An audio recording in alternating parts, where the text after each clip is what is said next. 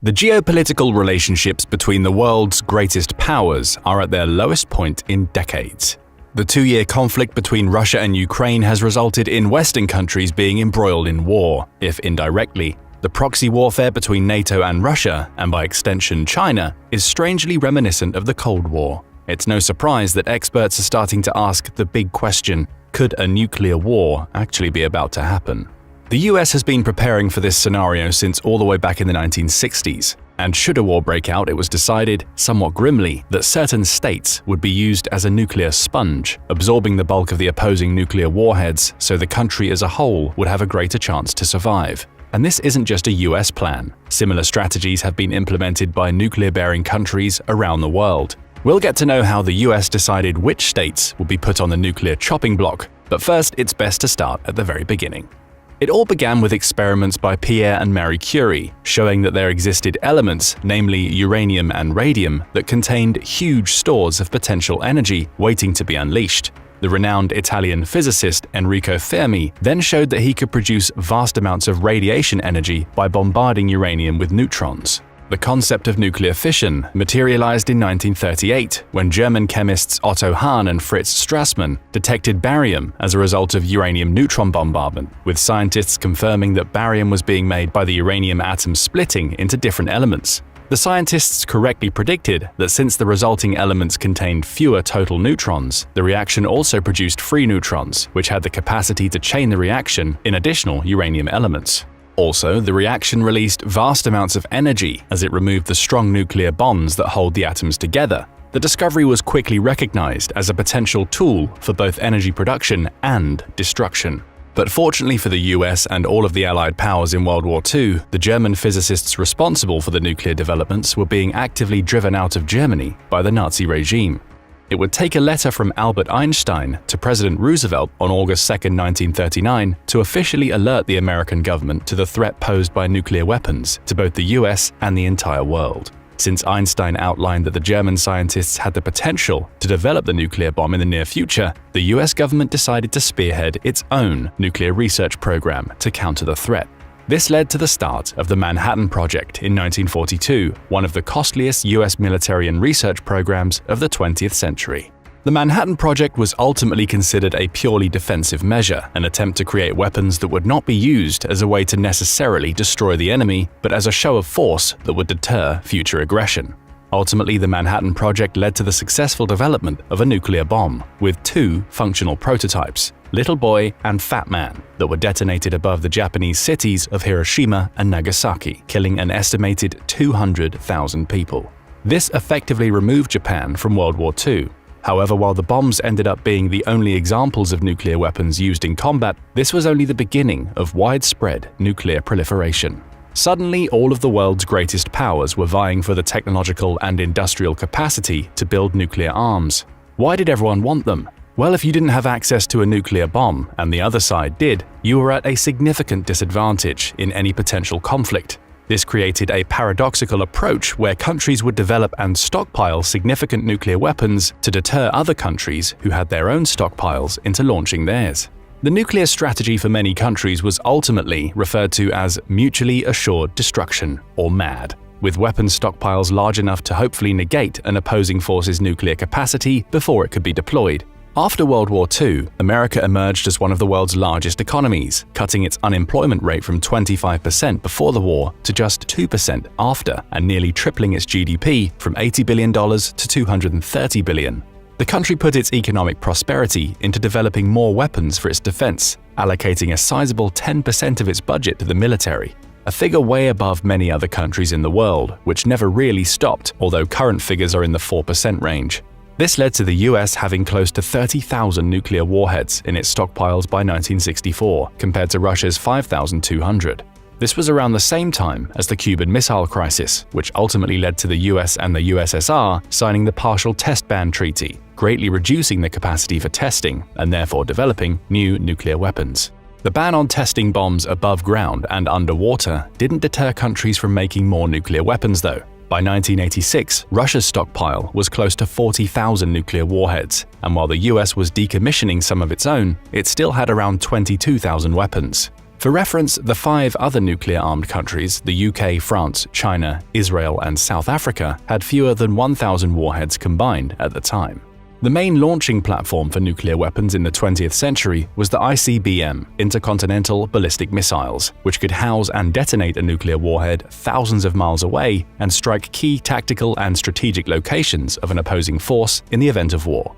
ICBMs could conceivably be used from submarines, making them able to strike virtually any target on the planet. This meant that potentially nowhere was truly safe from a nuclear attack. To mitigate the threat of nuclear weapons and achieve total dominance, the US concocted a plan to centralize its nuclear stockpiles in areas away from major population centers on the American east and west coasts. Ultimately, this meant that during the Cold War, 7 states would contain the bulk of nuclear missile silos: Colorado, Wyoming, Nebraska, Montana, North Dakota, South Dakota, and Missouri. Since ICBMs are stored underground, the reasoning of the American government was that keeping the weapons in locations away from major political centers of the country would force an opponent, chiefly the USSR, into focusing the brunt of its nuclear weapons on the silos. But why was this even considered as a strategy? Wouldn't it have been more effective for the Soviets to drop the bomb in the middle of Manhattan or Washington, D.C.? The answer to that is a bit complicated. The ICBMs were designed as a counter-threat to the Soviet nuclear weapons. In the event of a nuclear war, all the available ICBMs could be deployed within a few hours, hopefully annihilating the enemy stockpiles, and thus preventing them from doing the same to the US. As such, the US government considered that the ICBMs themselves were most likely to be the primary target for the enemy to attack. If the Soviets expended all of their weapons to attack the country's population centers, they would be open to a counterattack on their own population centers. This would fully exemplify the mutually assured destruction tactic. There were 2 primary ICBM types that were siloed in these states. The first, Atlas, is a long-range missile with a range of around 8,700 miles, while its successor, the Titan I and then later the Titan II, had an effective range of roughly 9,300 miles. For reference, the distance between Pierre, South Dakota, and Moscow is about 5,100 miles, when taking the shortest route over the Arctic. As such, both types of missiles had more than enough range to strike pretty much any major city across the Soviet Union, with Moscow likely being among the first targets. The states that the ICBMs were stationed in had a few geographical advantages over the major population centers in the US too. The first is related to them being roughly in the center of the US, being relatively far away from both the Atlantic and Pacific coasts. Since the US anticipated that the most likely attack with nuclear weapons would come from submarines or marine carriers, this meant that the enemy would need to get relatively close to the US waters to attack. Their being away from the coast also meant that nuclear weapons had a longer time to travel, giving the US aerial defense systems more opportunities to detect and hopefully neutralize the threat that came from the weapons. And since the states weren't that populous to begin with and had plenty of available land, silos could be placed strategically across them as to not interfere with the people and industrial centers that were there. This meant that these states were ultimately seen as necessary sacrifices for the greater good of the country as a whole. If the Soviets were to launch nuclear weapons, they would likely have no other choice but to try to attack the silos that carried American nukes. This meant that even if they managed to neutralize American nuclear weapons, the rest of the country would still have most of its military and naval force to continue fighting traditional warfare. And since the ICBM silos were quickly identified to be among the first possible targets that the Soviets would hit, the US government could allocate more resources and land to create effective defenses for them. The silos were buried underground with a multi-layer system. Ideally, each silo was designed to require multiple missile strikes to eliminate. Through that, the US hoped that the Soviets would exhaust all of their available nuclear weaponry trying to take out the silos instead of distributing them across US population centers. This would give the rest of the country enough time to regroup and launch a counteroffensive. And since the US was allied with most of Western Europe at the time, they could come to America's aid by declaring war and invading the Soviet Union alongside American forces. But the US government didn't stop there. While the 7 states were ultimately designed to be the first target of nuclear attacks, other strategies were put in place to minimize the losses both in the states and across the continental US. First off, the National Highway System was designed in 1956 to evacuate all the major cities across the US. The plan was exercised over the next 13 years, costing more than $30 billion to implement, making it one of the most expensive public work endeavors in American history. Initially, the highway was specifically designed with signage and routes that would help people escape the cities in case of an enemy attack. The dedicated signs would notify the drivers what exactly to do in case of an enemy attack. But the highway was more than just a method of evacuation. Perhaps even more importantly, the roads were designed to provide the US Army with a quick way to travel between the two coasts on land, connecting the defensive systems on the Atlantic and the Pacific coasts of the country. To bolster this capability, some roads are routed close to key military complexes, such as the I-10 and the I-70, for the 1st Armored Division and the 1st Infantry Division, respectively. Of course, since the nuclear attack actually never came, the highway system was eventually changed slightly to better accommodate the people who were using them. The highways allowed people to travel further for work, essentially giving rise to the American suburbs, helping to broaden the American economy and effectively spread out the most populous cities across a larger area. As such, the signage for what to do in the event of a nuclear attack was eventually removed. The growth of the suburbs and the ease of movement across the US also had a secondary effect of helping to move some people out of the biggest population centers and into the countryside. This meant that more people would hopefully be out of the cities if the Soviets decided to drop a nuclear missile on the US during the Cold War. This created a new form of nuclear defense strategy as one through decentralization. It meant that the US could better withstand enemy attacks, which could also apply to traditional warfare and invasions. But the same principle also applies to natural disasters. Any loss of life could be minimized through rapid evacuation and the fact that more people were already outside of the city centers. The second method that the US government used was teaching citizens under potential threat of an attack a duck and cover policy. Children were instructed to hide under tables or any other object to try and avoid debris, while families that could afford it were building nuclear shelters in their basements or away from their homes. The policy also instituted municipal nuclear shelters that were open to the public in the event of an attack. These were based on the notion that the Soviet weaponry would not catastrophically decimate the American population, giving people a chance to hide and rebuild in the aftermath. To bring the idea closer to home, the Federal Civil Defense Administration, or the FCDA, recommended that families should keep a 7-day supply of food and water nearby in case of war. The initiative was helpfully dubbed Grandma's Pantry, with slogans such as "Grandma was always ready for an emergency." The ideal pantry, a stockpile of the most necessary foods, was showcased across the country in stores, exhibits, and fairs, giving the idea broader coverage. However, the idea of keeping a 7-day stockpile of food and water on hand wasn't quite as feasible as the government had hoped, largely due to the fact that most food items at the time were perishable. This meant that the families would likely need to spend significantly more time, energy, and budget to restock and keep reusing the recommended foods. Perhaps more importantly, most pantries existed inside homes on the ground level. In case of a nuclear attack, the average American home wouldn't fare well and would likely be destroyed, taking Grandma's Pantry right along with it. Ultimately, the population realized that keeping up with the idea was counterproductive and more effective designs needed to be put into effect. The US Department of Agriculture was determined to create foods that could be safely stored for prolonged periods without spoiling. One of the first such foods was the all-purpose survival cracker, which was essentially a Bulgur wheat biscuit. General Mills also developed multi-purpose food, a granulated synthetic protein mixture that could be combined with water to create a nutritious meal, at least theoretically. The mixture had a sand-like texture and could hardly even be called food by conventional standards, but it contained most of the necessary vitamins and minerals that could sustain a person for a while. The package that the mixture was sold in contained 24 pint-sized water cans, allowing a person to survive for 2 weeks on one pack. The FCDA estimated that it would take roughly 2 weeks for the radiation levels to drop enough for people to go out of their shelters to try and find food. While both types of disaster foods were relatively popular and sold in significant numbers, many people also resorted to more traditional canned food options. The other defensive strategy was to popularize and encourage building nuclear shelters. The government ran a survey in 1961 to determine existing buildings which could be readily converted into nuclear shelters to minimize the cost of building new ones. There was consensus that those in the direct blast would likely stand little chance of survival, but that many casualties could be prevented through effective shelters being built across the country away from the densely populated areas. Another idea was to provide the population with relevant information on how to build a dedicated private nuclear shelter, ideally with 2 to 3 feet of concrete shielding. The government handed out pamphlets with step-by-step instructions. When combined, the private and public shelters were theorized to be able to save 50 million Americans from a nuclear strike.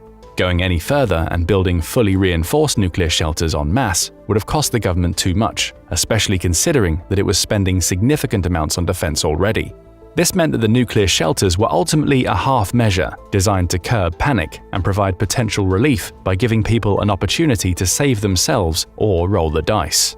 This brings us back to the idea of why the US government decided to place its nuclear weapon silos where it did in the first place. The perceived main advantage that the US could use in the event of nuclear war was that of geography. Due to a significantly lopsided population distribution, the cities in the center of the continental US were seen as the least of all evils, minimizing the potential life loss and the resulting political fallout. So, would any of this planning actually have made a difference? Since the threat of nuclear war prompted both sides of the Cold War to fully commit to the idea of mutually assured destruction, ultimately this created the illusion of absolute safety. The stockpiling of missiles in the states in the Great Plains only served to enhance this assurance. In the event of total nuclear war, the US hoped that the Soviet Union would exhaust most of its weapons in trying to eliminate the American nuclear capabilities, thus ensuring that the rest of the country could be relatively safe. The key word here is relatively, because even if the Soviets amassed all their weapons to destroy the stockpiles, the rest of the country would still receive potentially deadly doses of radiation. If a missile stockpile were to be bombed by nuclear weapons, the Soviets would likely commit 2 nuclear warheads per silo to ensure that the surrounding shielding is pierced. The bombs will be detonated close to the ground for maximum effect, and the resulting shockwave will create an implosive effect that sucks in dirt from the ground and mixes it with radioactive particles from the weapon itself. The vaporized mixture forms the telltale mushroom cloud, which can rise for miles and get swept away by the wind. High-altitude winds would carry the fission materials for hundreds or even thousands of miles, rapidly spreading radioactivity throughout North America. While most studies conducted during the Cold War focused on the nuclear fallout of a single or relatively few nuclear strikes, they confirmed that the winds could play a vital role in making parts of the North American continent virtually inhospitable for days following the nuclear explosions. Current simulations, using advanced computational capabilities and more accurate predictive models, paint an even more harrowing picture. Scientists from Princeton University used historical records of wind speeds and directions on several days in 2021 to map out the fallout dispersal in the event of nuclear war. The scenario they concocted was of an 800-kiloton bomb being dropped on each of the 450 silos located in 3 key Air Force bases. For reference, Little Boy, the bomb dropped on Hiroshima, had an approximate power of 15 kilotons, so they were looking at one 50 times bigger. According to their calculations, a concerted nuclear attack on the silos could kill between around 340,000 and 4.6 million people in the first 4 days. However, the adverse effects could be felt by people living in Canada or Mexico, depending on which way the wind blows in the immediate aftermath of the attack. Even a more moderate scenario predicts that the entire US population would receive more radiation than the current allotted yearly limit for the public. In a simulated worst-case scenario with variable and high winds, the whole of continental North America could potentially receive a deadly dose of radiation. The simulation itself doesn't account for the actual radioactive material of the bomb at the detonation site. This would result in the populations close to the silos having a near universal 100% death rate in the weeks following the nuclear attack. Of course, the simulation can only do so much to predict the actual death toll in the event of an attack, and the results have shown to vary greatly depending on the weather patterns.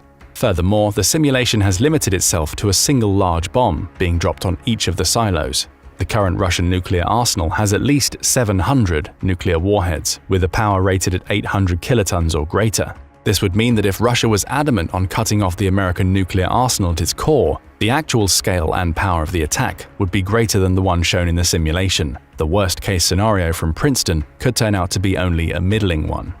This is all based on the assumption that Russia would indeed only target the nuclear-bearing silos located in Colorado, Wyoming, Nebraska, Montana, and North Dakota, states that currently host them, as the spread of silos was further reduced after the plan's inception.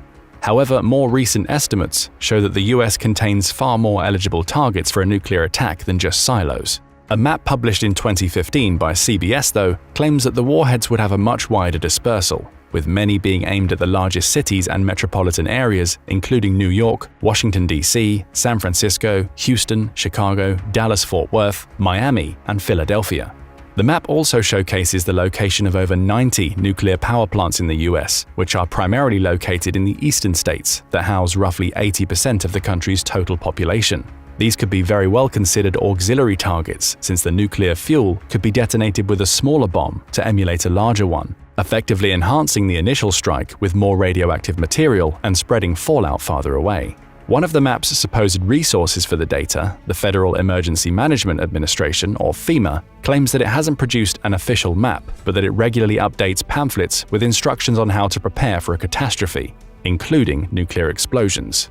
This means that the US government is still perceiving the threat of nuclear war as something very real, even if the actual likelihood of Putin dropping bombs on America is low. Which brings us to today, where the current geopolitical situation on nuclear disarmament and non-proliferation policies is also at an all-time low. The world powers worked closely during and immediately after the Cold War, disbanding most of its nuclear weaponry. The policies had a marked effect on reducing the number of nuclear warheads from over 76,000 in the mid-80s to around 12,500 today. However, the previous decade of political tension between China, NATO, Russia, India, Pakistan, and the Middle East has largely degraded these non-proliferation pacts. Only one such policy remains, the New START, which limits the US and Russia in how many nuclear warheads they could deploy in their armed forces. However, Putin announced that Russia would discontinue its participation in the policy, preventing NATO from inspecting Russian nuclear weapons facilities and capabilities, as well as stop notifying the US about new nuclear warhead developments. The country's foreign ministry has announced that Russia would continue to abide by the policy's warhead quantity limits and would notify the US on launches. With the New START ending in 2026, there are only 2 more years where the US will have meaningful information about Russia's nuclear arsenal, and even that information has become limited from Russia's suspension and notifications and preventing NATO inspections. After that, the major nuclear powers of the world will become disconnected once again, potentially plunging into another Cold War. Only this time, Putin is determined to unite former Soviet countries together and might stop at nothing to achieve this plan. Even a limited nuclear exchange between the biggest players would have transformative effects on the entire world. As little as 100 detonations centered on the biggest cities could drastically lower global temperatures and push the world into a severe famine that could kill more than 250 million people. A total nuclear war could spell doom for the human race. This pressure puts the impetus on the countries with nuclear warheads to effectively communicate and create dependable information channels and assurances about nuclear non-proliferation.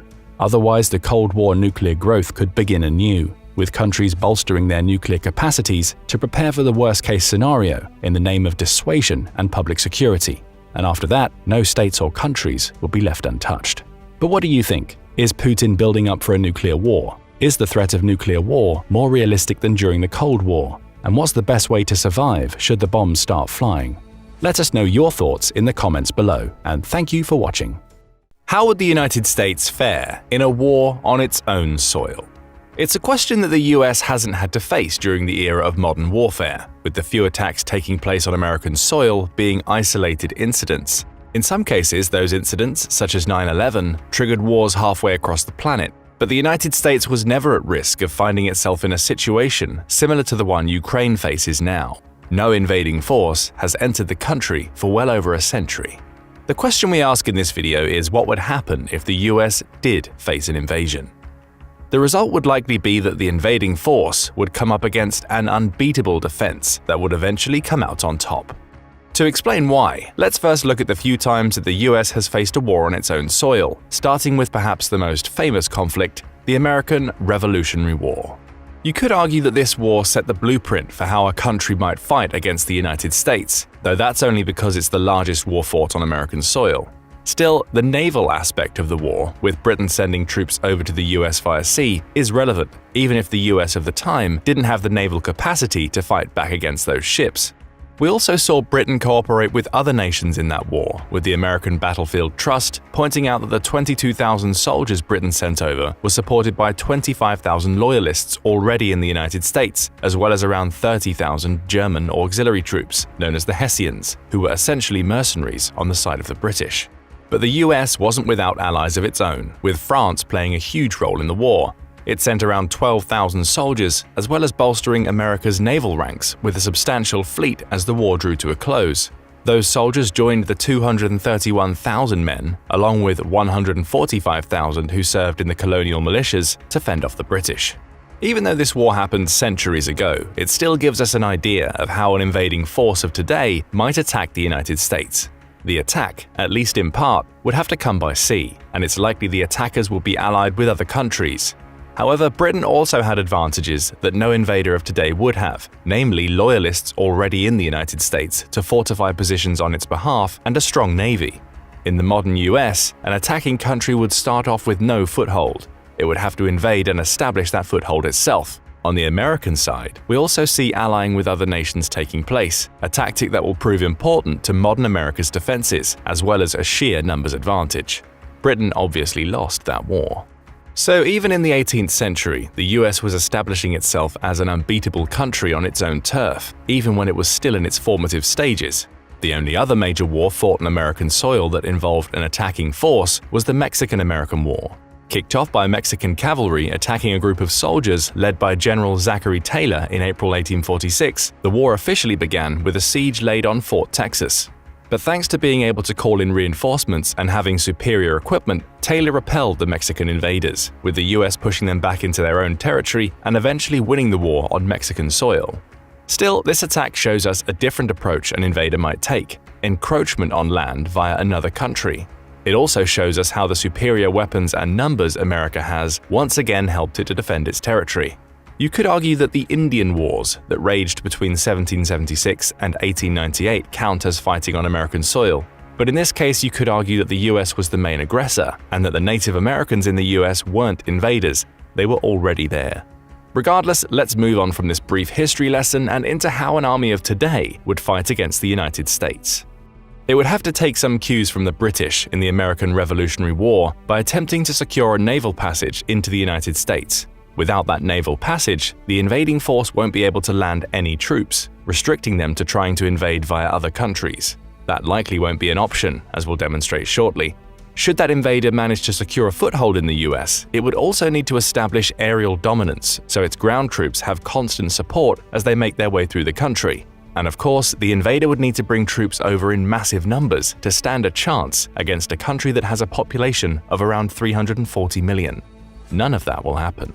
America's defenses are too strong in several ways, and that would help it repel an invading army, starting with one of the most important factors in global warfare: the size and strength of America's military.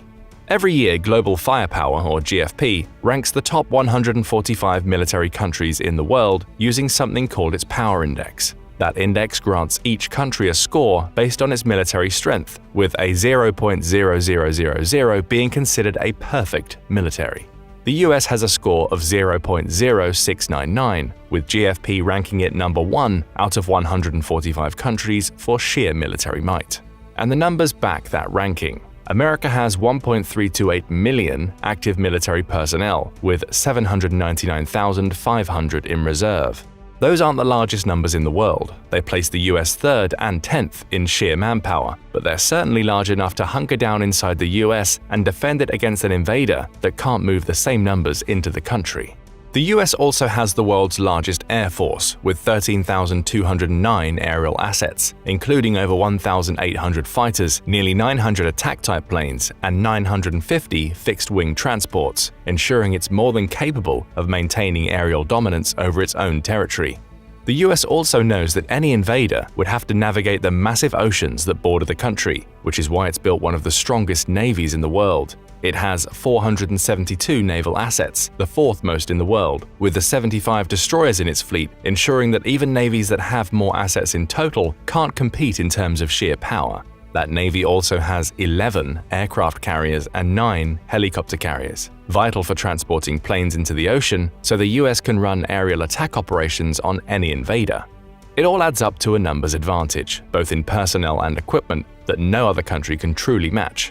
There are bigger armies, there are even bigger navies, but in an invasion of the United States, the invading country has to deal with the logistical nightmare of bringing those numbers to bear on American soil, which won't be possible for reasons we'll go into later. However, there is one caveat to these numbers. Many of America's troops are stationed overseas. The United States maintains around 750 military bases in around 80 countries beyond the bases it runs at home.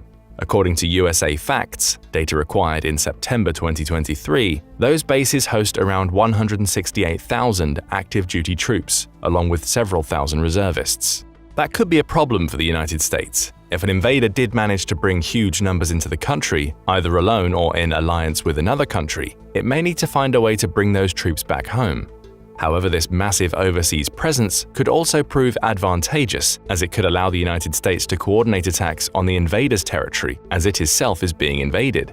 So the overseas troops issue is a double-edged sword. It means the US loses about a tenth of its manpower for fending off an invasion on its own soil, but it also means it has more attacking options overseas, with its many international bases also serving to solidify alliances that will feed into America's defense plan. But even with that caveat, an invader would face the prospect of fighting the world's strongest military on its own territory. That alone is likely enough to ward off most without considering the next aspect of America's defense plan. Its personnel are more battle-hardened than most. Never underestimate the value of experience in a war, with the US having experience in abundance. Its military has spent as much of the last century or so at war as it spent in peace. Starting at the turn of the 20th century, the US was engaged in World War I between 1917 and 18, followed by World War II between 1941 and 45. A 3-year war in Korea followed in 1950, with the US then moving on to fight the Vietnam War between 1964 and 1975.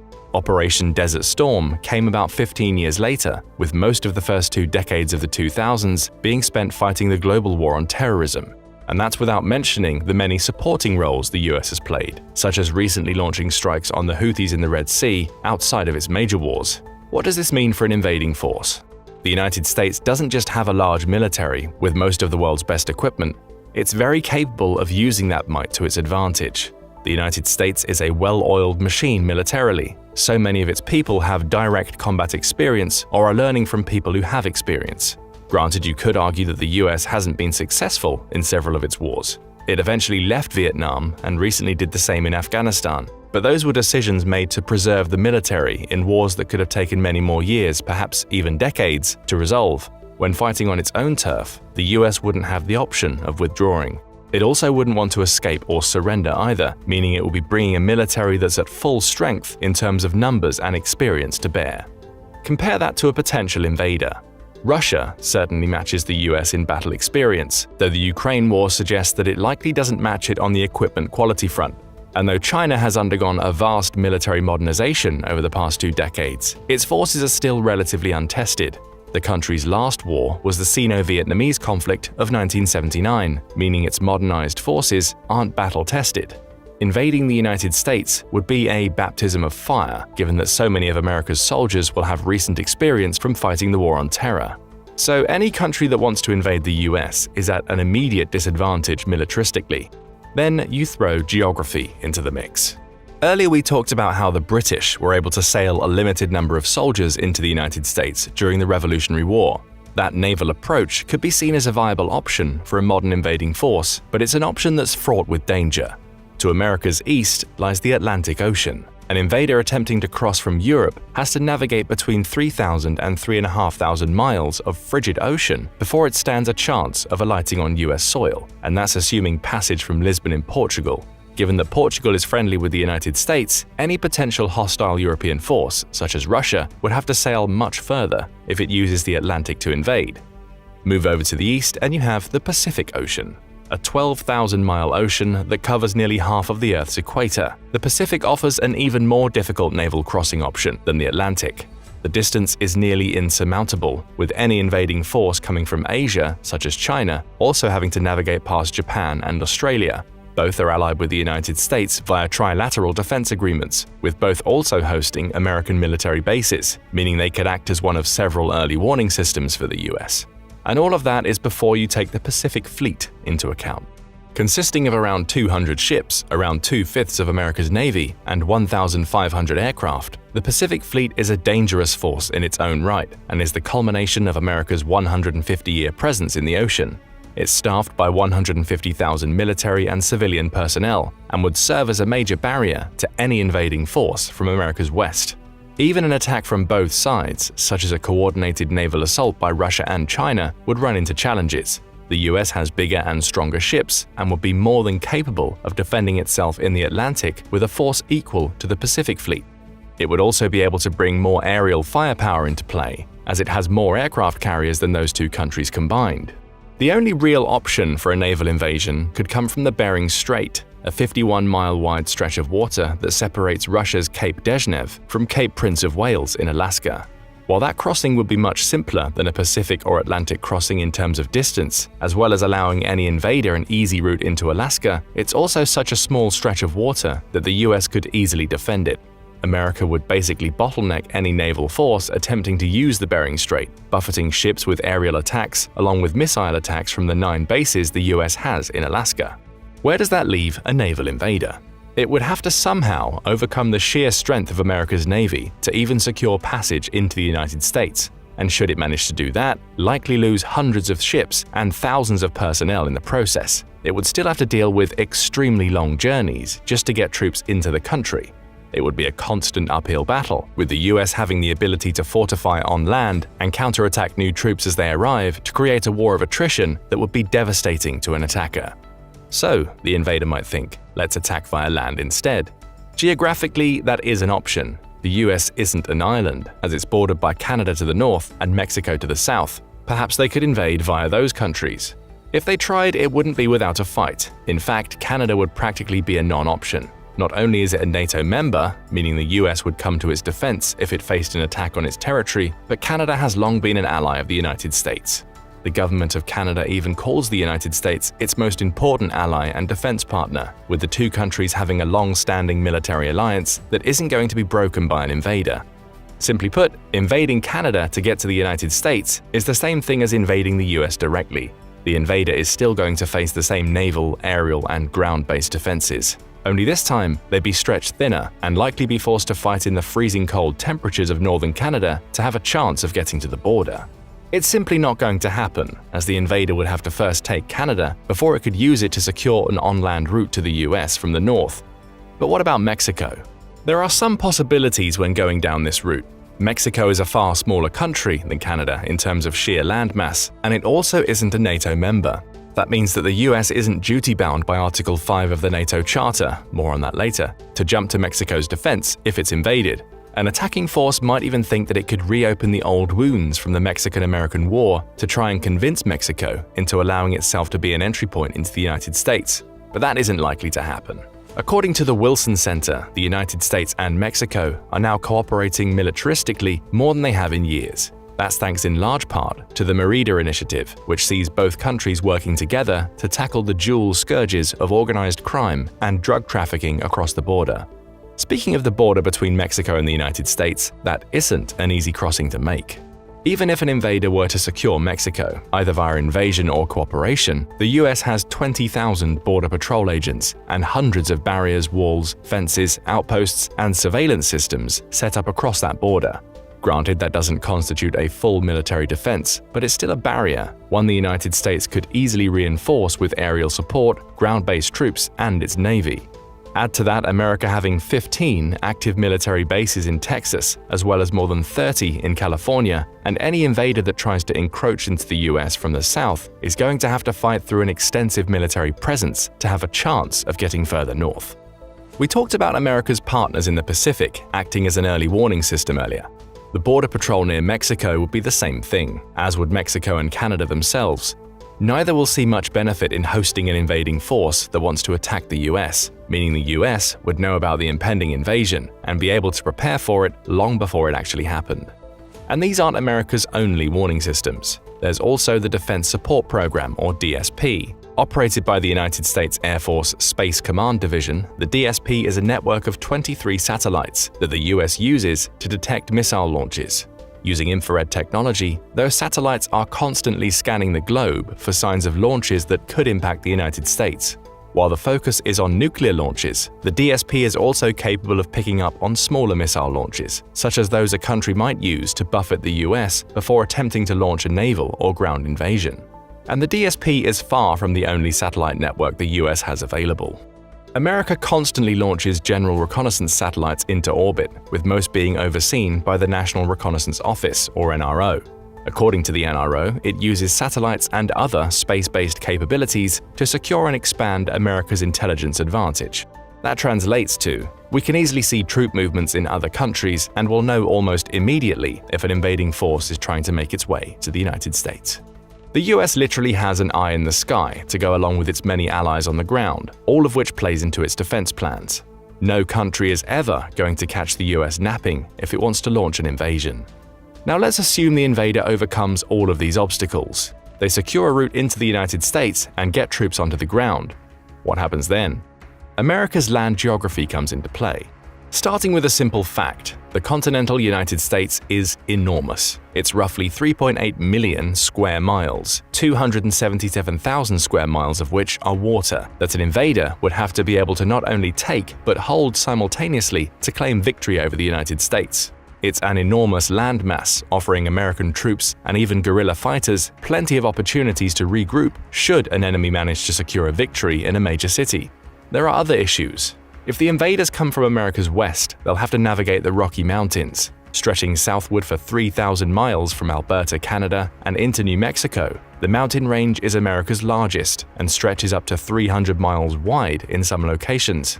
Technically, the Rocky Mountains are made up of around 100 separate mountain ranges, but the point is that they provide a clear landmass barrier that an attacker would have to overcome.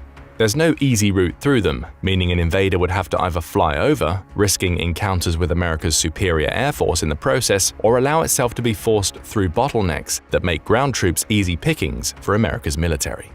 But at least the Rocky Mountains offer cover. Get past them and an invader reaches the Great Plains, taking up about 1.125 million square miles, about a third of America's total landmass. The Great Plains are flat land.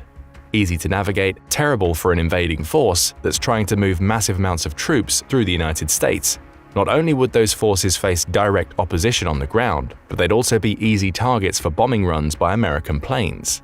And whether the force invades from the west or the south, it's going to have to navigate the Great Plains at some point.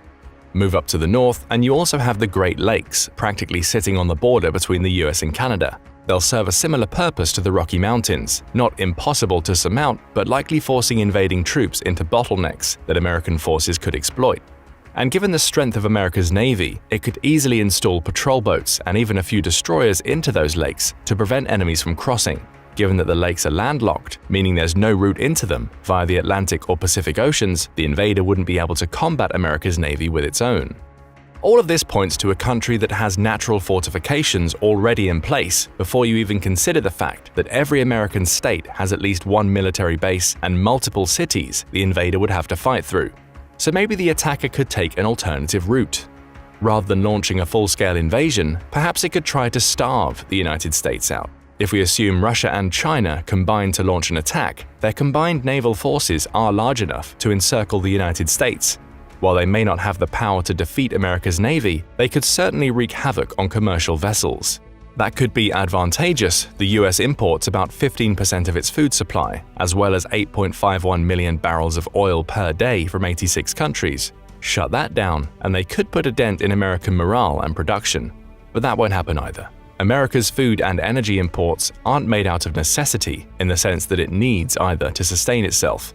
If the US were somehow cut off from its trade partners around the world, it would be able to self-sustain for an extended war effort.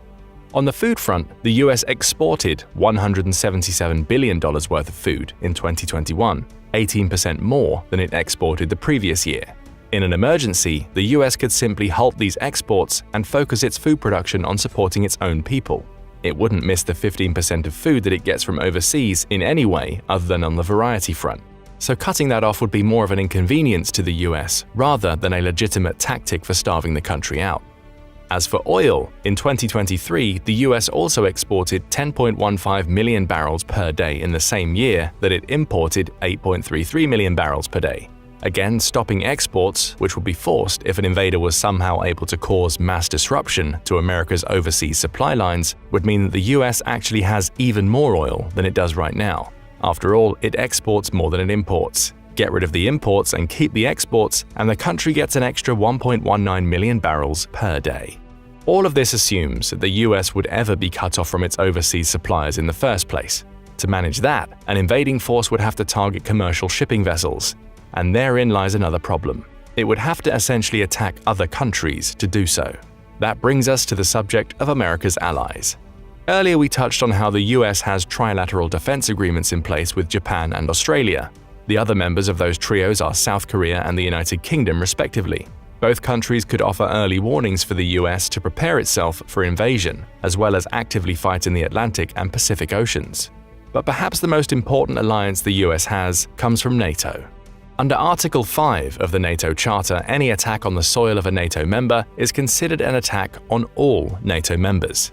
For a potential invader of the United States, that doesn't just mean taking on the already superior might of the US military. It'll also have to fight against 31 other member countries that are duty-bound to defend the US if it's attacked. Those countries include several that have powerful militaries of their own, including the previously mentioned United Kingdom, France, Germany, and Poland. In fact, the existence of NATO could make an invasion from America's east practically impossible. Most of Europe would fight on America's side in that scenario. Even if the invasion came from America's west, the US should be able to rely on its NATO allies to provide troops, equipment, and support. That shows us an interesting aspect of America's defense plan. An attack on the country would inevitably spark a world war, making it impossible for any invading force to take on the US alone. And even with all of that playing in America's favor, there's one more aspect we haven't covered yet: the US citizenry.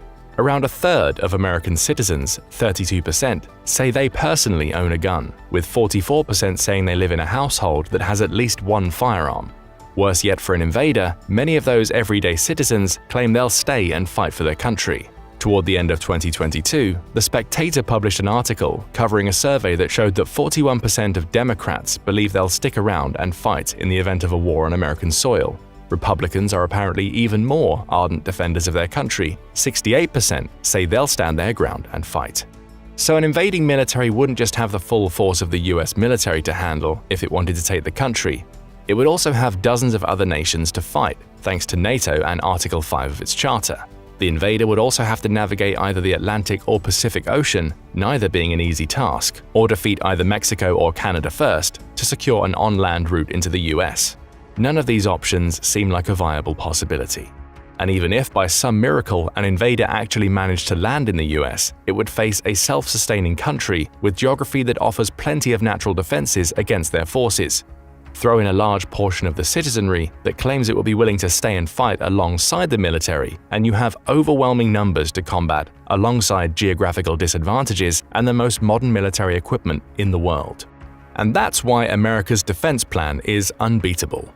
But what do you think? Is there any route around an invading force could take that would allow it to defeat the United States? Would an invasion even happen? Or would an enemy that's willing to declare war against the US instead rely on nuclear weapons to take it out?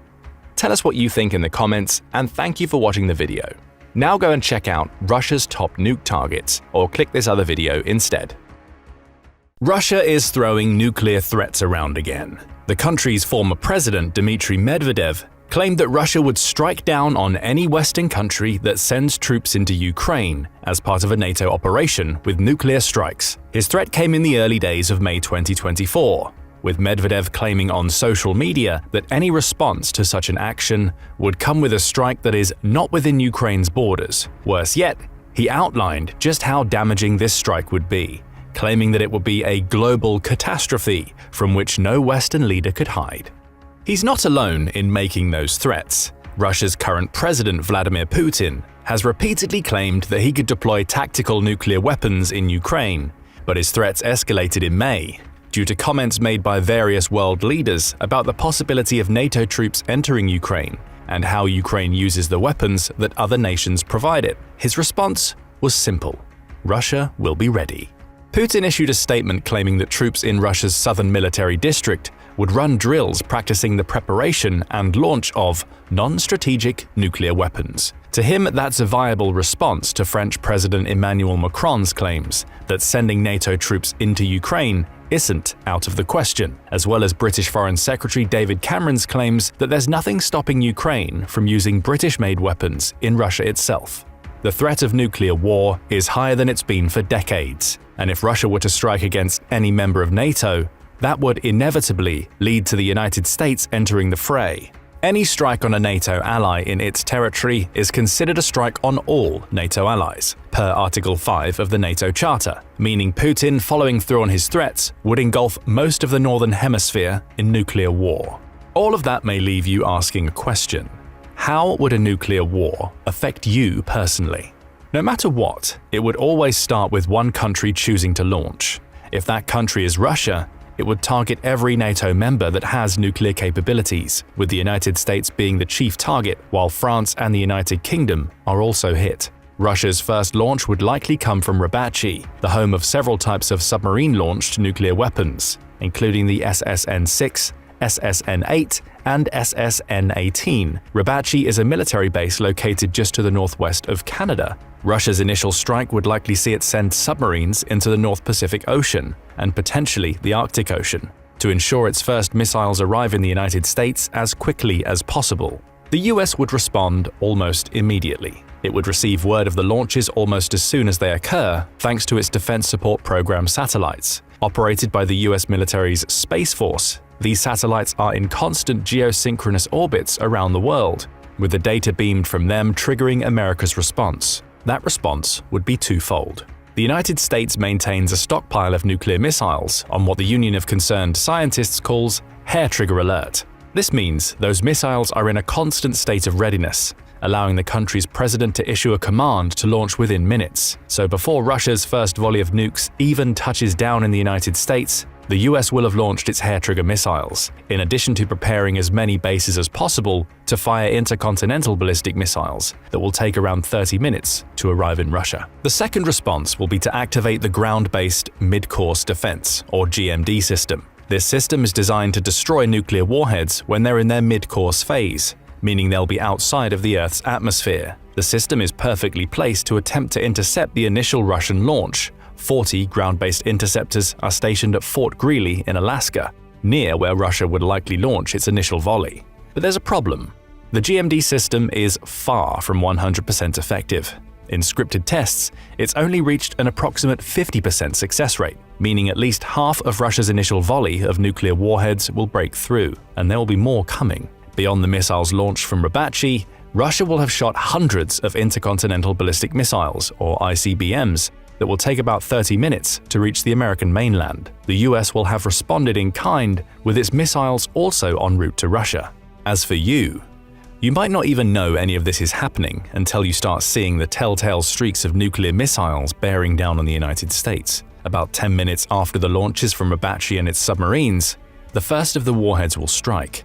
However, the first missiles to arrive won't be traditional nuclear bombs. They'll be electromagnetic, or EMP, pulse weapons.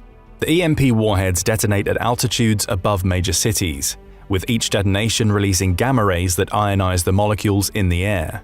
Positive ions and Compton electrons are produced, leading to a pulse of energy that also creates an exceptionally powerful electromagnetic field. All systems powered by electricity are at risk of shutting down immediately as a result of the pulse. Power grids, handheld devices, and even vehicles simply stop working. And worst of all, it wouldn't take many bombs to cause complete havoc in the United States. According to the Washington State Department of Health, US atmospheric tests in 1962 revealed just how far-reaching an EMP bomb's effects can be. The US detonated a 1.4 megaton nuclear weapon 250 miles above Johnson Island, with the EMP generated by that blast being observed as far away as Hawaii, which was 800 miles from the blast. Fuses and streetlights failed, with telephone services also being disrupted. In a Russian nuclear attack, it would send several of these types of nuclear weapons, all detonating at high altitudes to disrupt American electrical devices. Depending on where you are relative to the detonations, you'll likely see them in the skies. But the most obvious sign that something is wrong will be that your electronics stop working. Your smartphone short circuits, the power goes down. Traffic lights stop working, and many vehicles, particularly those that rely on electrical systems to run, will start crashing. Worst of all, this will be a countrywide effect. Even if your smartphone manages to survive the initial blasts, the odds are that you won't be able to communicate with your loved ones. That's the point. The EMP weapons shut down communication and hamper American military operations. It may even be able to prevent the launch of some nuclear weapons, though the hair-trigger warheads the US has on standby will have already started their journeys to Russia by the time the EMP nukes detonate. Thankfully, the EMP pulses won't kill you, at least not directly. Initial deaths will be indirect, stemming from incidents related to the shutdown of electronic equipment. Failing machinery in hospitals may kill some patients, with many dying as a result of car crashes when their vehicles fail. Railway networks and industrial facilities will also immediately shut down, as will water supplies, electricity grids, and computer networks. Practically everything that makes modern living possible would disappear in an instant. On the ground, you, along with millions of other Americans, will panic. But after those initial detonations, you'll have a few minutes of respite. The world around you may be eerily silent or filled with the panicked screams of hundreds of people, depending on where you are. But the most prominent feeling in your gut will be one of confusion. What happened and why? You'll get your answers about 20 minutes after the EMP nukes have detonated. That's when the first of Russia's ICBMs lands. Those ICBMs target military command and control centers, along with every major city in the United States. Those cities are targeted for two reasons. They likely also contain military bases, or at least military personnel, and taking out key infrastructure will prevent the United States from quickly recovering from the nuclear blasts. Those ICBMs will vary from the previously mentioned SSN-18 stationed at Rabachi, which is a silo-based ICBM that will be joined by the SS-19, SS-27 Mod 1, and SS-27 Mod 2 ICBMs. The latter can also be fired as mobile ICBMs, with literally hundreds arriving in the United States over the next hour. If you doubt that number, the Arms Control Association, or ACA, says that Russia has 1,549 strategically deployed nuclear weapons, with 95% of those weapons being continuously ready for combat use. That's according to Valery Gerasimov, Russia's Chief of General Staff, who made the claim in December 2021. At the same time the United States is being hit, Great Britain and France are also subjected to nuclear attacks. Both are nuclear-capable nations, though the number of weapons they have stockpiled pales in comparison to the United States and Russia. Worse yet for France and Britain, the 290 and 225 nukes they have respectively aren't strategically deployed, according to the ACA. They're simply assigned for use if the need arises, with Russia's preemptive strikes likely destroying either country's ability to retaliate in any substantial way. All told, these ICBMs carry about 60% of Russia's deployed nuclear warheads. Cruise missiles carrying nukes of their own will follow, with some taking several hours to reach their targets. But no matter how long the missiles take to arrive, there's little the United States can do to stop them. GMD has already been overwhelmed by the initial volley of EMP pulse weapons, and it's practically useless at this point. All that's left for you to do is wait for the blasts. Each strike creates a massive nuclear blast that is almost as hot as the sun's core and instantly incinerates anything and anybody in the immediate vicinity. However, those who are a decent distance from the strike zone aren't safe either. Moderate skin burns are still possible, as is death or injury caused by the debris thrown up in the blast. If you're unfortunate to be looking at the blast as it happens and you aren't killed by the blast itself, your retinas may be seared. At the very least, you'll experience damage to your eyes and possible temporary blindness. Then come the shock waves. Nuclear weapons generate powerful shock waves, leading to instant jumps in pressure. When combined with the dynamic pressure the blast itself causes, the shock wave can reverberate for miles, damaging buildings that are caught in their path. Those shock waves also have the potential to kill you if you're unlucky enough to be on the ground, tearing through your body and throwing you up into the air. Is there anything you can do to protect yourself at this point? According to the Center for Disease Control and Prevention, or CDC, those unfortunate not to be in a shelter or basement should immediately turn away from the blast, close their eyes, and drop to the floor. Lie face down with your hands under your body and simply wait. You'll likely feel 2 shock waves pass over you, as well as intense heat. The latter could kill you no matter what you do, though those far enough away from the blast zone should be able to withstand the heat and hopefully not be crushed by debris that results from the shock waves. It's a minuscule defense against what you face, but it's the only thing you can do. And the danger isn't over yet, as you face 2 more problems in the immediate aftermath of the blast: radiation poisoning and firestorms. Any individual who's near the blast site and somehow manages to survive both the initial fireball and the shockwaves the nuke generates will be exposed to extremely high doses of radiation. In many cases, they'll develop acute radiation syndrome. Radiation burns will start to show on the skin within minutes, with other symptoms sometimes taking days or even weeks to appear. These can range from minor skin reddening to full-blown cancer, all depending on the distance from the blast, the amount of radiation it released, and even the type of radiation. And you're not safe if you're miles away from the initial blast. Radioactive fallout from the blast can travel through the air for many miles, meaning the simple act of breathing puts you at risk. The same goes for eating food or drinking water. Both will be contaminated due to radioactive fallout, and worst of all, the odds are that there's little you could do about either situation. Thanks to Russia's EMP bombs, combined with the devastation caused by the nuclear blasts, emergency services will be slow to respond and will have their hands full dealing with thousands of people in the crisis. That's assuming the energy services are even available. The strikes could destroy them in an instant, with communication also being made difficult by the EMP blasts that have decimated the equipment these vital personnel use. As for firestorms, these will arise in the immediate aftermath of the blast. They're created whenever a large number of smaller individual fires, such as those a nuclear explosion causes, coalesce to form a huge fire. Think of them as flaming hurricanes. The many small fires heat the air to such a degree that they create hurricane-strength winds that pull inwards toward the larger fire those many small fires create. Those larger fires only get stronger because of the air being fed towards them by the wind, fanning the flames until a firestorm occurs. According to Atomic Archive, the blasts you'd likely face would create the perfect conditions for firestorms to occur. They'd certainly occur in areas that contain at least 8 pounds of combustible materials, and there's a strong possibility that half of the structures within the blast zone will all be on fire at the same time. The burning area will also easily span at least 5 square miles and will likely be even larger. The only thing that could prevent the firestorms from forming is if the wind in the area is above 8 miles per hour. These firestorms will be almost as devastating as the blast itself. For context, the nuclear bomb dropped on Hiroshima created a firestorm that destroyed 4.4 square miles of the city. That demonstrates how strong the heat generated by these firestorms is. They engulf large areas of the city, battering them with storm-level winds and igniting practically everything they touch. Glass will melt, asphalt transforms into a flammable liquid akin to lava, and even the metals used to hold up structures may start to melt, depending on how strong the firestorm gets. If you're caught in this firestorm, you have no chance of surviving.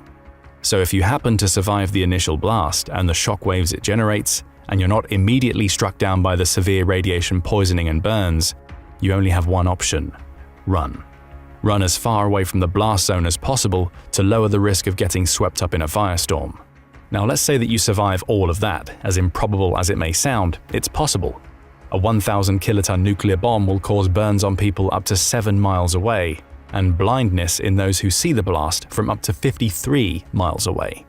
If you're on the outskirts of a major city, or you live in a more rural area, there's a chance you could survive the initial blasts. What then? It's only going to get worse from there. The many firestorms that hundreds of nuclear weapons detonating on US soil create would send up huge plumes of smoke into the atmosphere.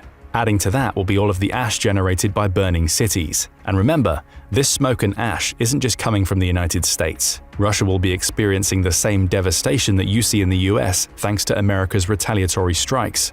Worse yet, both Britain and France will likely be up in smoke thanks to preemptive Russian strikes. After all, Moscow doesn't want those nuclear-capable nations supporting the United States due to Article 5 of the NATO Charter.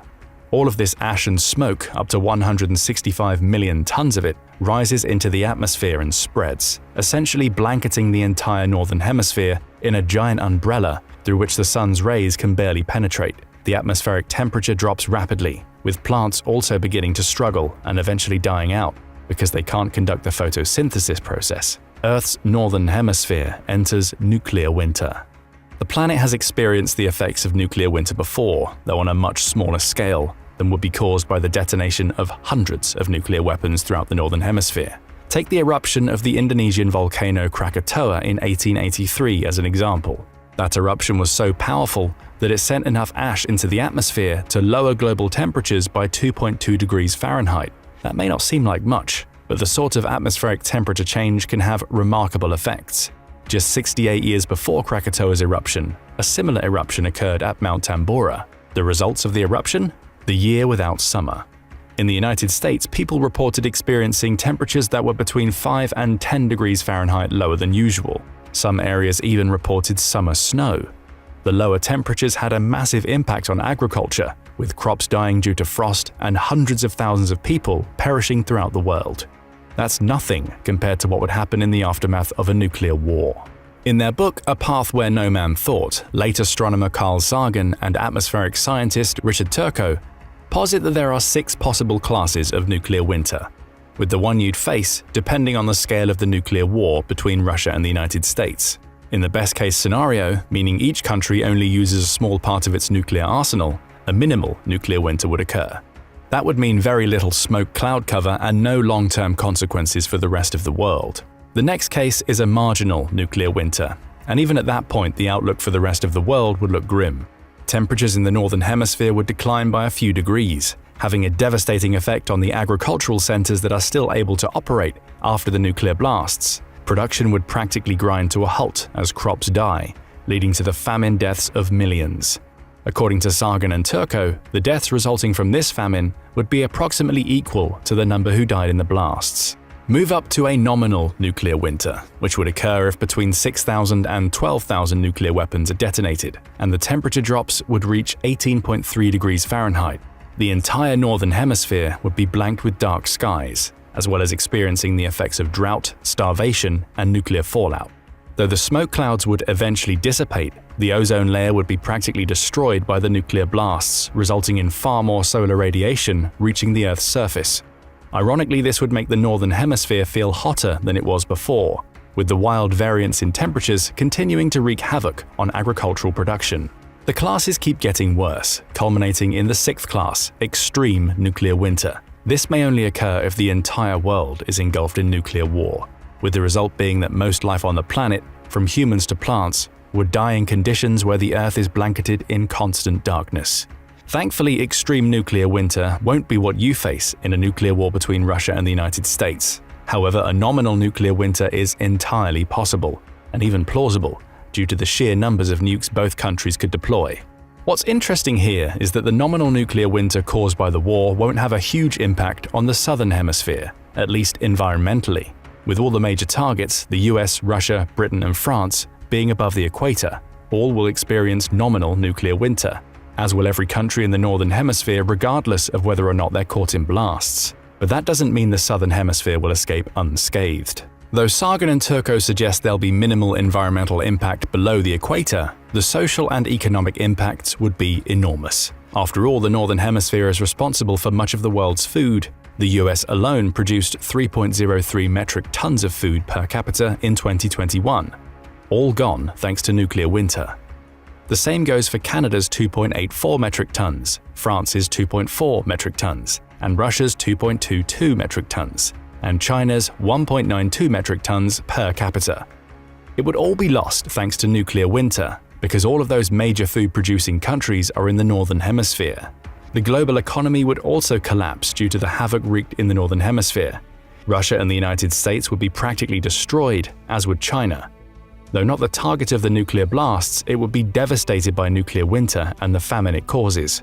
The losses in those countries would impact the southern hemisphere enormously.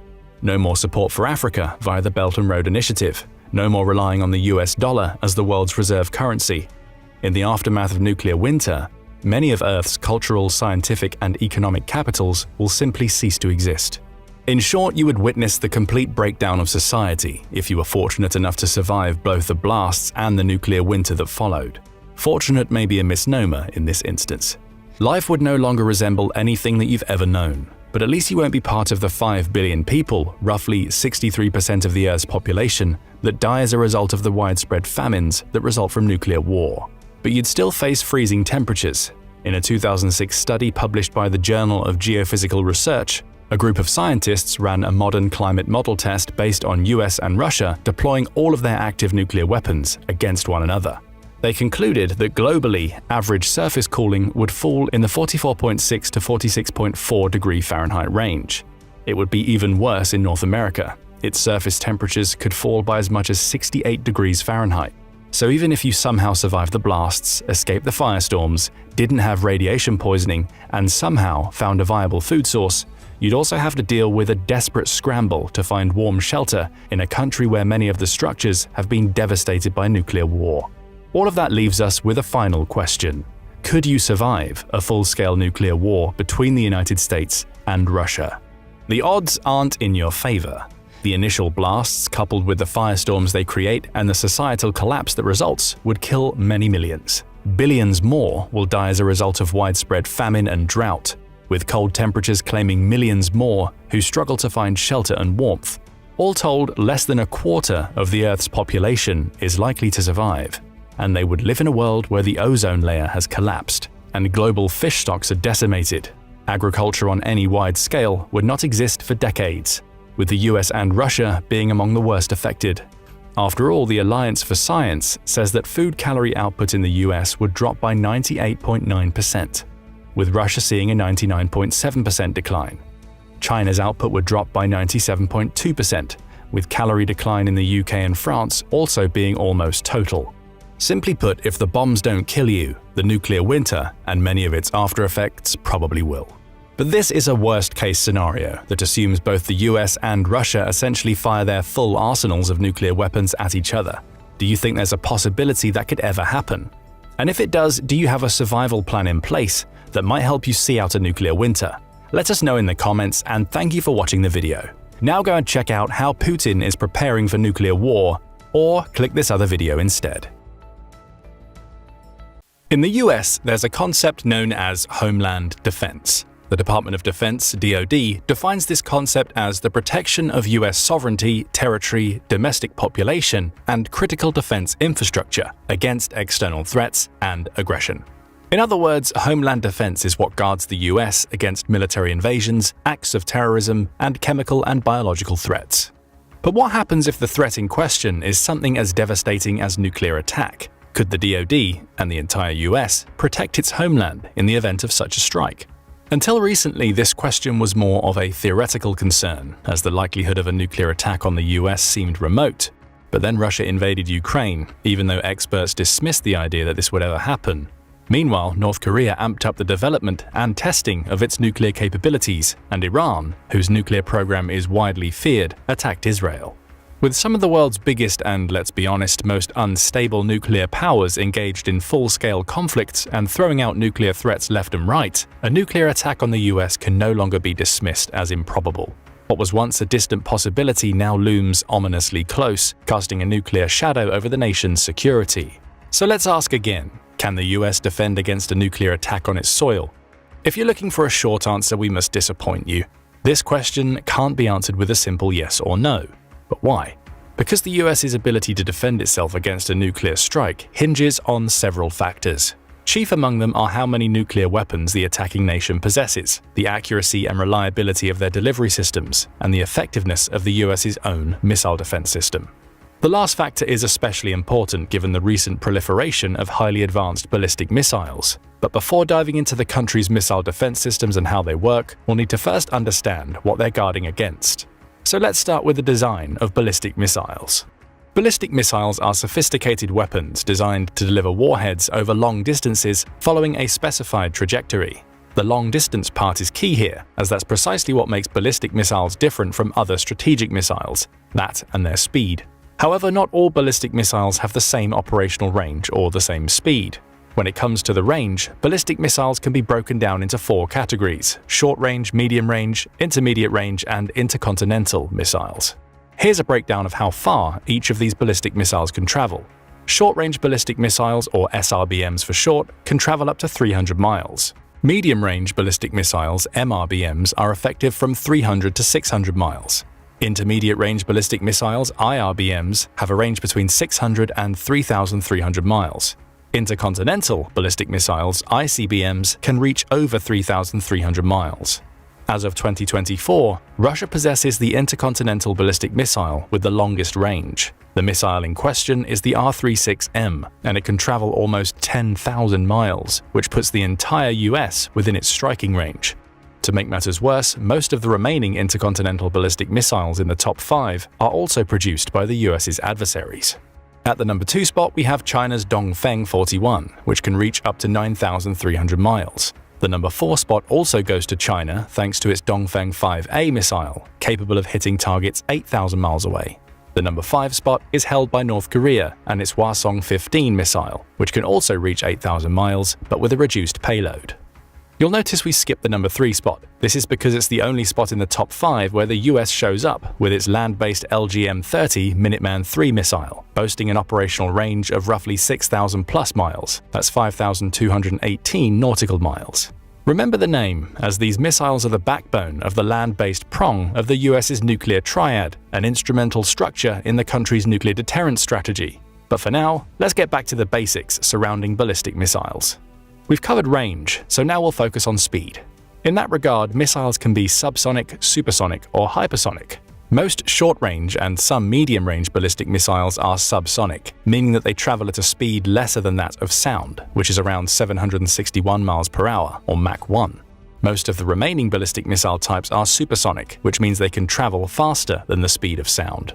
However, there are also ballistic missiles that can travel at a hypersonic speed, which is Mach 5 or faster. In other words, these missiles can travel at least 5 times the speed of sound. At least is the key word here, as the most advanced ballistic missiles can blow these numbers out of the water. Just take the previously mentioned Dongfeng 41 from China. Reportedly, the missile can reach a speed of Mach 25. But if it's any consolation, the US's LGM-30 Minuteman III isn't far behind, being able to achieve the speed of Mach 23. Given all the information you now know about the intercontinental ballistic missiles, you probably won't be surprised by the fact that these missiles represent the biggest threat to the US. Due to their weight, speed, and carrying capacity, these are the missiles that can deliver nuclear warheads the furthest distance. But what exactly does their path look like? Intercontinental missiles, like all other ballistic missiles, follow a trajectory that consists of 3 phases. Phase 1 is the boost phase. This phase starts at launch and lasts between 1 and 5 minutes. That's how long the missiles need to gain the necessary velocity to reach its target. Phase 2 is the mid-course phase, the longest part of the missile's flight. During the mid-course phase, the missile is traveling relatively steadily toward the target. In the case of intercontinental ballistic missiles, this phase can last around 20 minutes, depending on the missile's range. Phase number 3 is the terminal phase. This phase, which lasts under a minute for ICBMs, is when the missile barrels down on its target. With a little pull from the Earth's gravity, the missile reaches peak speed during this phase, making it virtually impossible to intercept. Judging by the description of these 3 phases alone, it's easy to conclude the best time to take out an incoming missile using ballistic missile defense: during Phase 2. Not only is the mid-course phase the longest, but it also sees the missile in its most vulnerable position, owing to a relatively flat trajectory and a predictable path. So it's no wonder that most US defensive systems are designed to strike during this phase, increasing the likelihood of a successful interception. However, the US isn't the only country aware of the fact that a missile is most vulnerable during its mid-course phase. So are other nuclear powers like China, Russia, and North Korea. That's why these countries have been working on developing countermeasures to evade a successful interception during the mid-course phase. These measures include programming the missile to fly to parts of the Earth that aren't covered by US radars and developing maneuverable missiles that can weave during the flight, thus increasing the difficulty of interception. After all, most interceptor missiles aren't equipped with radar. Instead, they rely on sea or ground-based radar systems for tracking the target, which can severely impact their accuracy. So how does the US deal with these challenges? By employing a multi-layered missile defense system, that's how. The layer in charge of dealing with all the issues concerning radar coverage is the Aegis Combat System, ACS. This state-of-the-art system employs a network of radars, sensors, and interceptor missiles deployed on naval vessels, most commonly destroyers and cruisers. The combination of ship-based radars and missiles makes Aegis a comprehensive defense system that can protect the ship itself, nearby vessels, and land-based objectives. Let's take a closer look at this combination. First up, the radar, aka the heart of this Aegis system. The Aegis system is equipped with the SPY radar system, which is one of the best air defense radars on the planet hands down. Although we'd like to list all the features and capabilities of this incredible radar, we can't. Why not? Well, most of them are classified, which should let you know how serious a piece of technology it is. But what we do know is enough to paint quite a remarkable picture. The latest iterations of this radar can perform air and missile defense on as many as 7 classes of ships, including destroyers, frigates, aircraft carriers, and amphibious warships. However, they are most commonly installed on destroyers, as the US Navy possesses a designated ballistic missile defense fleet of about 75 destroyers, which have a better Aegis baseline. SPY radars display the same versatility when it comes to the type of threats they can defend against. This includes ballistic missiles, cruise missiles, hypersonic missiles, hostile aircraft, surface ships. They can also hold their own during electronic warfare, ensuring the Aegis system remains operative even under these challenging conditions. Each spy radar system consists of several radar modular assemblies and self-contained radar antennas that stack together to provide continuous 360-degree situational awareness. However, the area where the spy radar system truly excels is the frequency with which it operates. This element is crucial for ballistic missile defense, as hitting the right frequency can make or break a defense mission. Go too low, and there won't be enough fidelity to accurately track and intercept the missile. Use an overly high frequency and bid farewell to the maximum range of the radar. Thanks to decades of research and development, the spy radar system has achieved an optimal frequency that strikes the perfect balance between accuracy and range. So that's the radar part of the Aegis system. What about the interceptor missile part? Can it measure up? The answer is a resounding yes. The missile in question is the Standard Missile-3 (SM-3), an exo-atmospheric interceptor designed specifically for ballistic missile defense. What makes these missiles unique is that they can operate in the vacuum of space. This relatively new missile employs a hit-to-kill kinetic vehicle to intercept ballistic missiles during the mid-course phase of their flight path. They can be ship and ground launched, which is why they're installed on the Mark 41 vertical launching system cells on both Aegis ashore sites and Aegis-equipped ships. Once launched, the latest iterations of this missile can reach speeds of Mach 13 and travel up to 1,550 miles. Though any more detailed characteristics are also classified, we know one thing. These missiles can shoot down ICBMs, as demonstrated by a highly publicized 2020 test launch.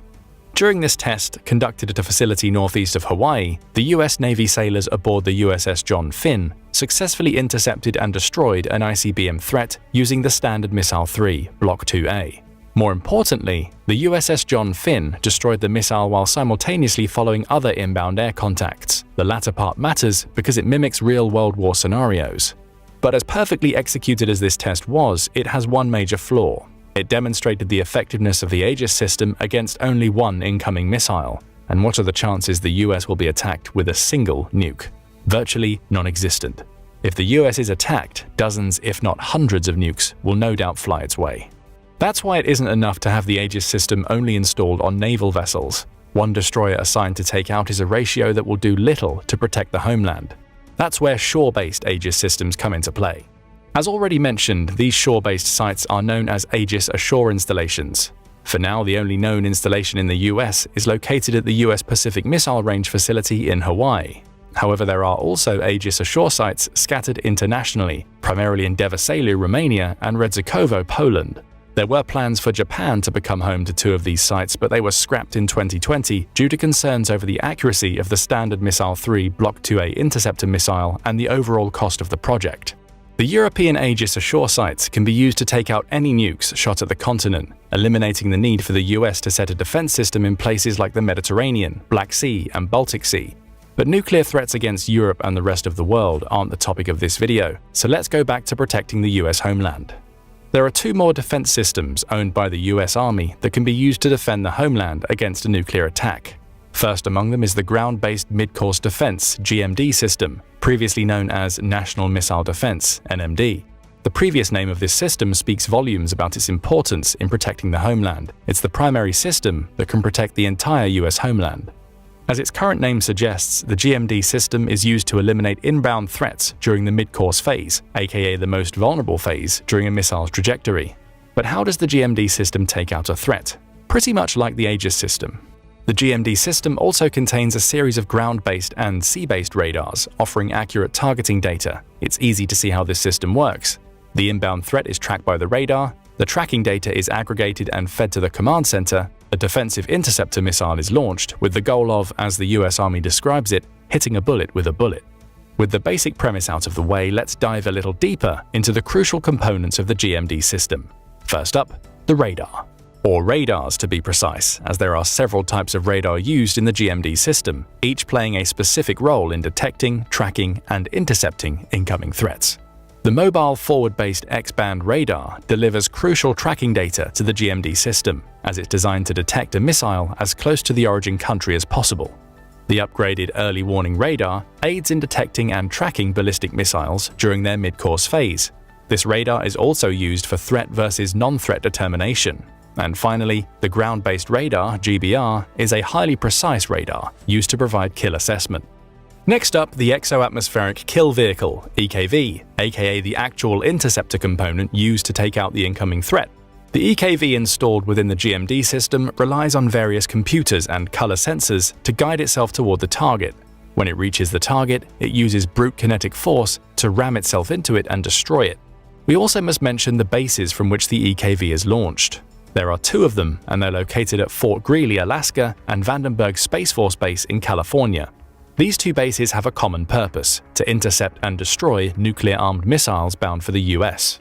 Together, these 2 bases have 44 interceptors, 40 in Alaska and 4 in California. For every interceptor, there's a missile silo and a silo interface vault, which is an underground electronics room next to the silo. Now, as sophisticated as the GMD system sounds, it does have a few drawbacks. The first, and undoubtedly the most important, is its success rate. Unfortunately, this system has proven to be only about 55% accurate in highly scripted tests. This percentage refers to scenarios when only 1 interceptor is fired.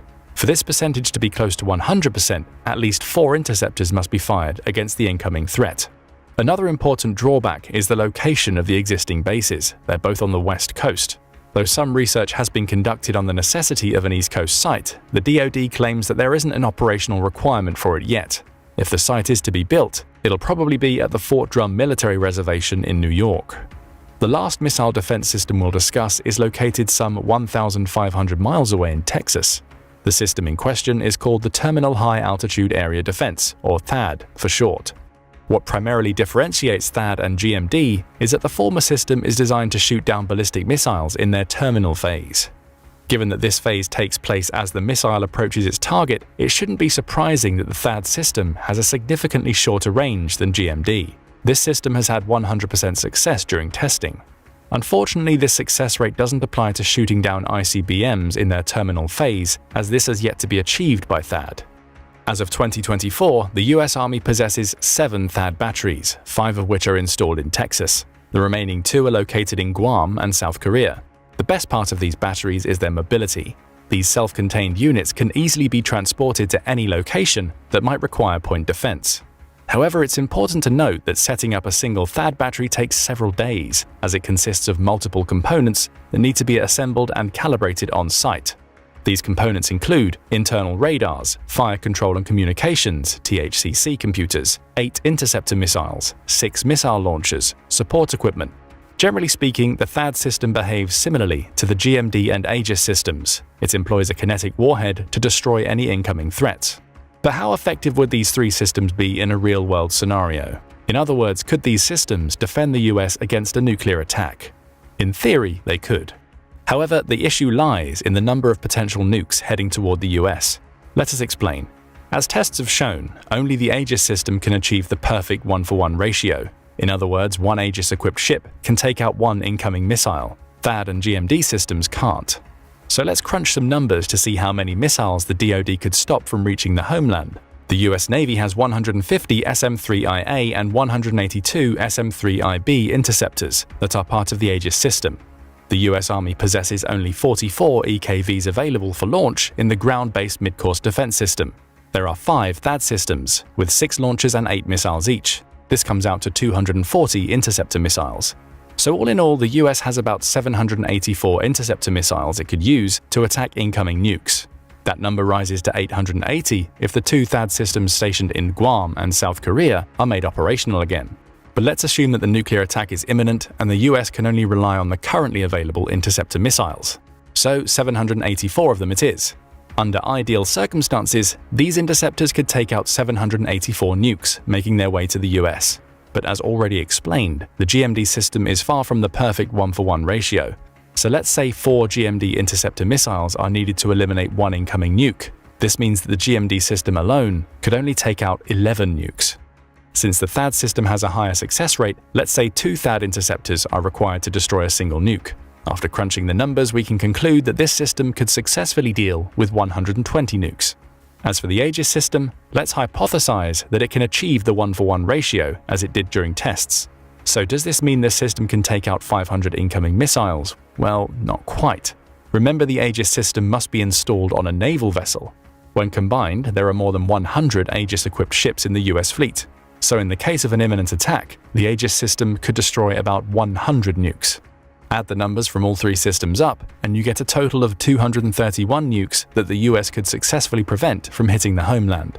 Though DoD would probably employ other systems in the event of a nuclear attack, such as the Patriot missile batteries, we'll take this figure as the worst-case scenario.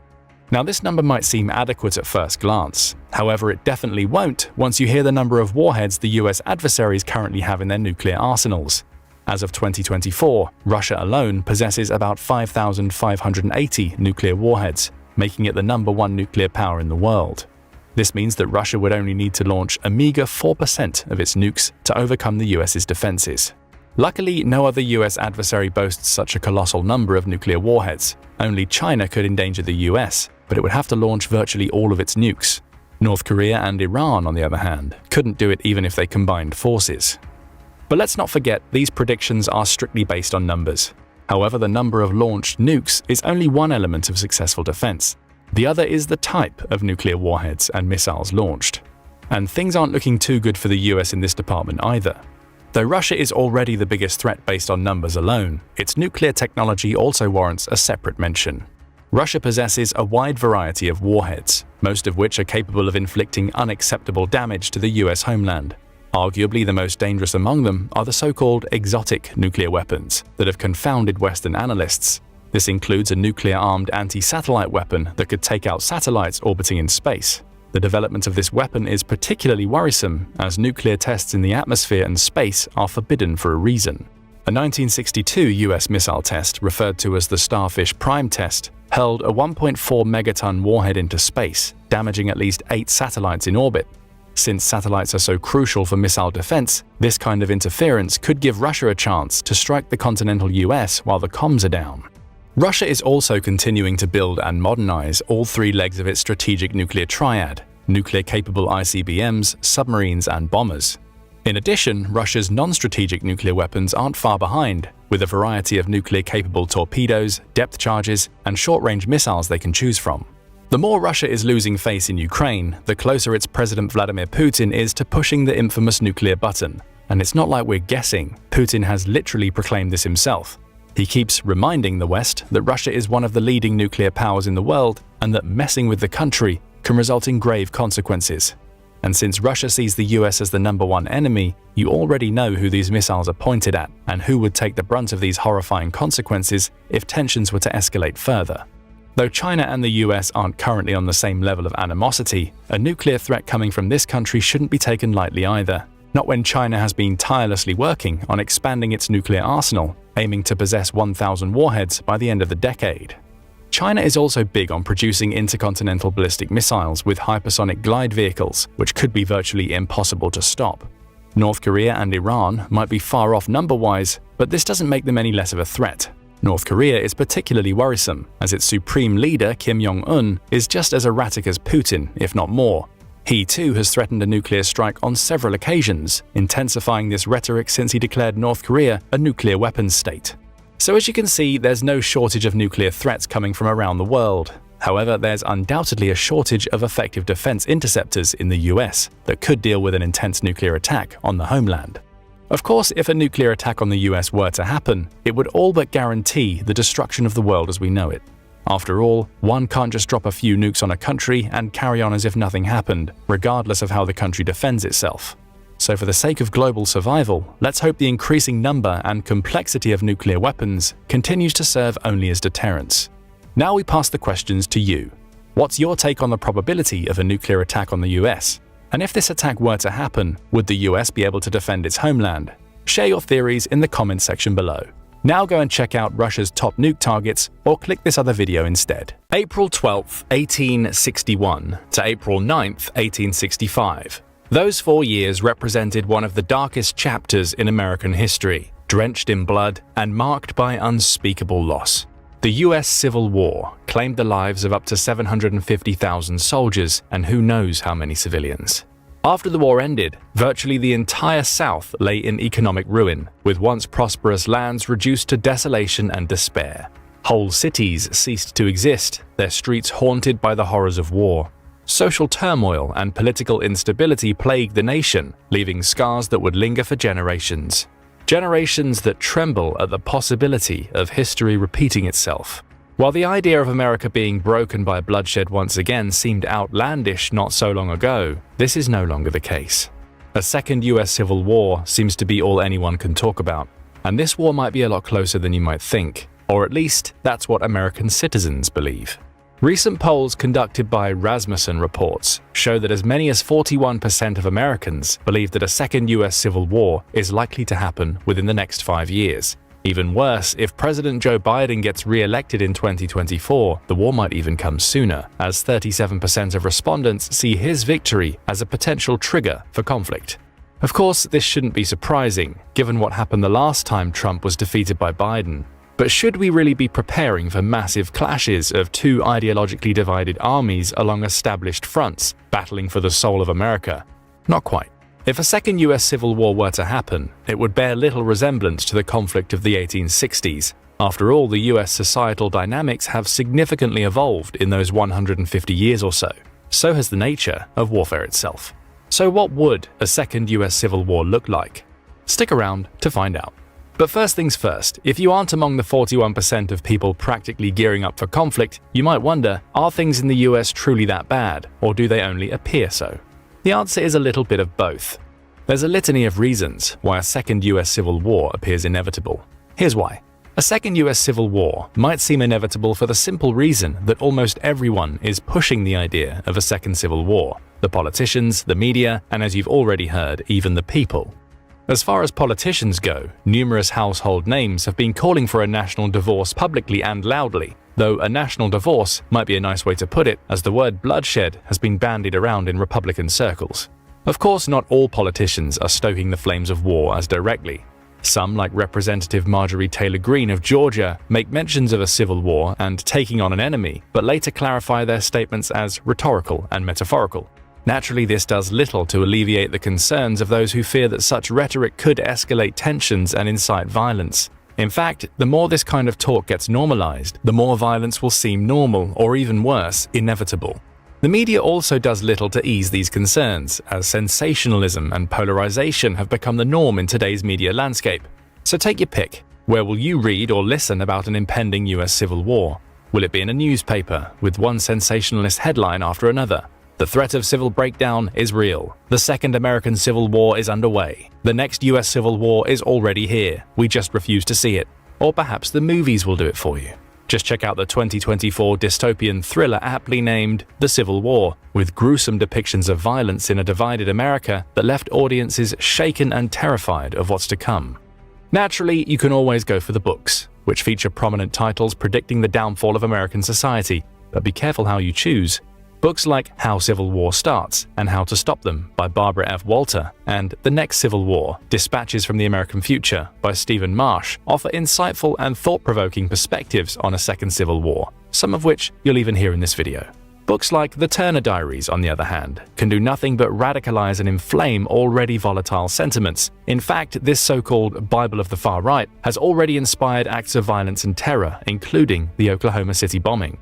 Unfortunately, these random acts of violence might be exactly what's in store for the second US Civil War, but more on that later. For now, let's wrap up the reasons why this war might seem inevitable in the US. As mentioned, the third element is the people themselves.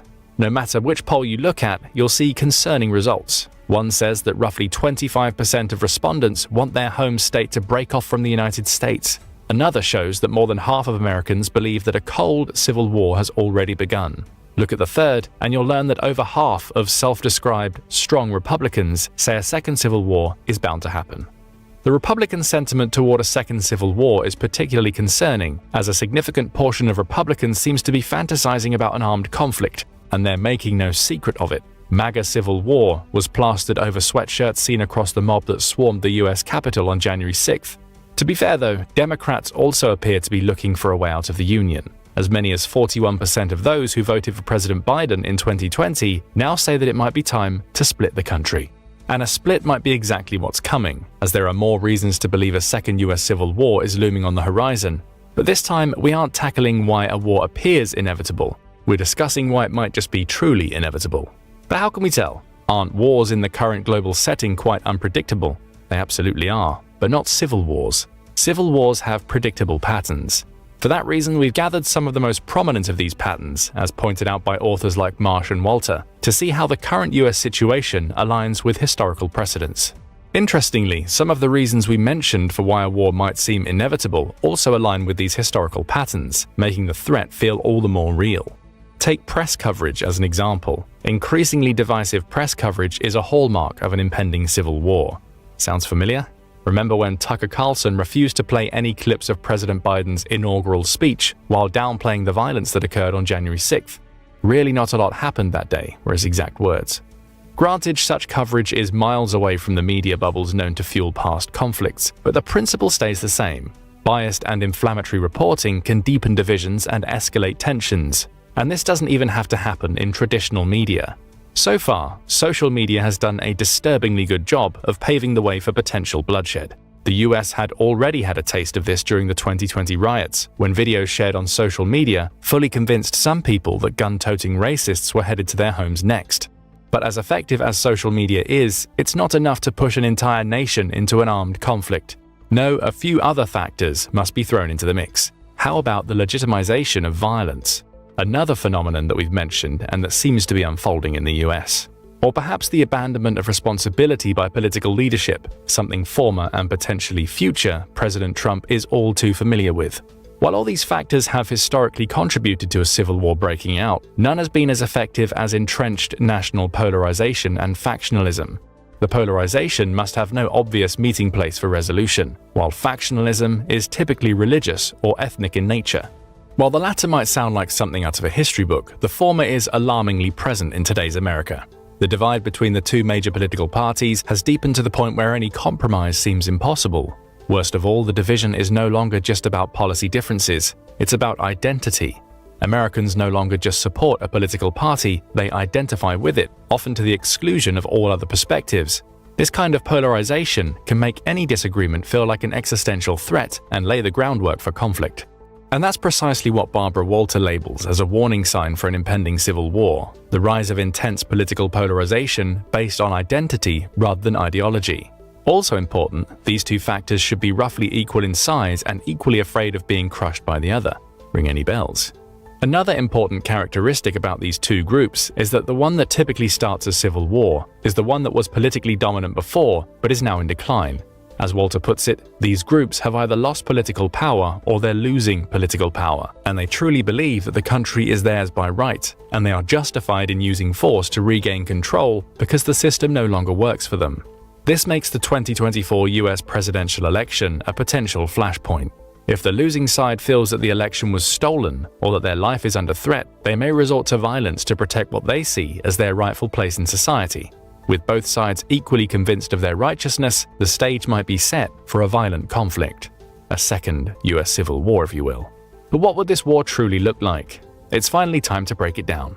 Though, as already said, framing this conflict as a second US civil war does presuppose certain ideas about what this conflict might entail. But the truth is, a second US civil war would be vastly different in terms of who is fighting, how they're fighting, and how the fighting even started. Though there is a whole host of disturbing scenarios involved in tackling these three aspects, our scenario will borrow from three key historical events that seem to outline a potential blueprint for a second US civil war. And no, the first civil war isn't among them. The first event of importance is actually the Troubles, a harrowing period of conflict in Northern Ireland that lasted for about 3 decades. This is also arguably the most quoted model for a second US civil war. The Troubles involved paramilitary groups, soldiers and police, and claimed about 3,600 lives. This conflict has long served as inspiration for the American violent far-right underground. Even while the Troubles were still going on, there were calls for making America Ireland recreated. The second potential model for the second US Civil War, or parts of it, is Italy's Years of Lead. This refers to a period of socio-political turmoil and terrorism that lasted from the late 1960s to the late 1980s, characterized by a wave of bombings, kidnappings, and assassinations carried out by various extremist groups on both the left and the right of the political spectrum. The Years of Lead claimed the lives of over 1,200 Italian civilians. And the final notable event is La Violencia, a 10-year civil war in Colombia that started in 1948 and was fought primarily between supporters of the liberal and conservative parties and marked by widespread rural violence, massacres, and assassinations. Aptly named La Violencia, which translates to violence, this period cost at least 200,000 people their lives. This means that 1 out of every 50 Colombians was killed during this brutal conflict. With all these historical parallels in mind, let's paint a picture of what a second US Civil War might look like. First up, who will be fighting this war? In the 1860s, the two sides were easily identifiable, the North and the South. However, such clear geographical division can't be made in the 2020s. But why not? Well, there might be the so-called blue states, which are typically Democratic-leaning, and the red states, which are typically Republican-leaning. However, this divide isn't as clear-cut as it was during the Civil War. Take Maine as an example. Maine has voted Democratic in the last 8 elections. On paper, this makes it a blue state through and through. However, there are sparsely populated counties in Maine's interior which fiercely supported Trump. A similar scenario can be found in quite a few US states. Nebraska might be ruby red, but this didn't stop one Omaha district from voting for Biden. The coastal cities of California might be solidly blue, but the inland areas are much more conservative. And let's not forget Texas. While it's typically seen as a red state, major counties in cities like Houston, Dallas, and Austin are Democratic strongholds. So virtually no US state could be entirely pigeonholed into one political category or, in this case, one warring party. If you were looking for a geographical division, it would be more like county versus country. The 2020 election results paint a picture of what this might look like numbers-wise. In 2020, Trump carried 2,588 counties with approximately 130 million residents, mostly living rurally. Biden, on the other hand, won in only 551 counties, but counties that house as many as 198 million people. Most of the counties in question are inner-core urban counties, where Trump had little luck. So, do we have our warring sides yet? Are we looking at two large armies, tens of millions of Republicans in one corner and tens of millions of Democrats in the other? Nope, not even close. There won't be any large armies in the Second US Civil War. No large armies, no vast battles, no massed ranks marching into a bloody conflict. If the Second Civil War is to happen, the fighting will be heterogeneous, distributed, and asymmetrical. The parties involved in this fighting will be smaller dynamic factions brought together by shared ideology and affinities. But how will these factions form? Newsflash, they already exist. Well, at least some of them. Believe it or not, it's never been easier to rally like-minded individuals around a cause or ideology as it is now, all thanks to the power of social media. This connectivity allows small, ideologically aligned groups to form rapidly and organize themselves for action, even without traditional hierarchical structures. Also, these groups can disband and disappear just as fast as they've assembled, making it challenging for authorities to track and monitor their activities. And that's not even the worst part. Given how freely available information is online, virtually anyone can read up on a faction, claim their allegiance, and start committing brutal acts of violence in their name. Take Antifa as an example. It's not like there's a membership card or an official website to join the left-wing anti-fascist movement. So what's stopping rogue actors from adopting the Antifa label and wreaking havoc everywhere? Absolutely nothing. The same goes for a number of shapeless extremist organizations and movements within the US. In other words, a second civil war can be fought by virtually anyone under the guise of factions like Oath Keepers, Proud Boys, Boogaloo Boys on the right, and Antifa and various anarchist groups on the left. These factions could be similar to Italy's Red Brigades, armed terrorist organizations responsible for numerous violent incidents during the years of lead. The outcome of the 2024 election will likely lead to the proliferation of new formations, regardless of who actually wins. And the spawning of factions on one side can only lead to a response from the other side. Before you realize it, we're left with tons of smaller far-right and left-wing groups just waiting for the spark that will ignite a powder keg of conflict. But what will the spark be? That's the thing, no one knows. This brings us to the next important aspect of the Second US Civil War. How will it start? One thing's for sure, few people will see it coming. As Barbara Walters, who has interviewed numerous people who've lived through civil wars, puts it, to somebody who studies it, it's obvious years beforehand. But as for the people, they're all surprised. And let's be frank, sometimes even the people in power don't see it in time.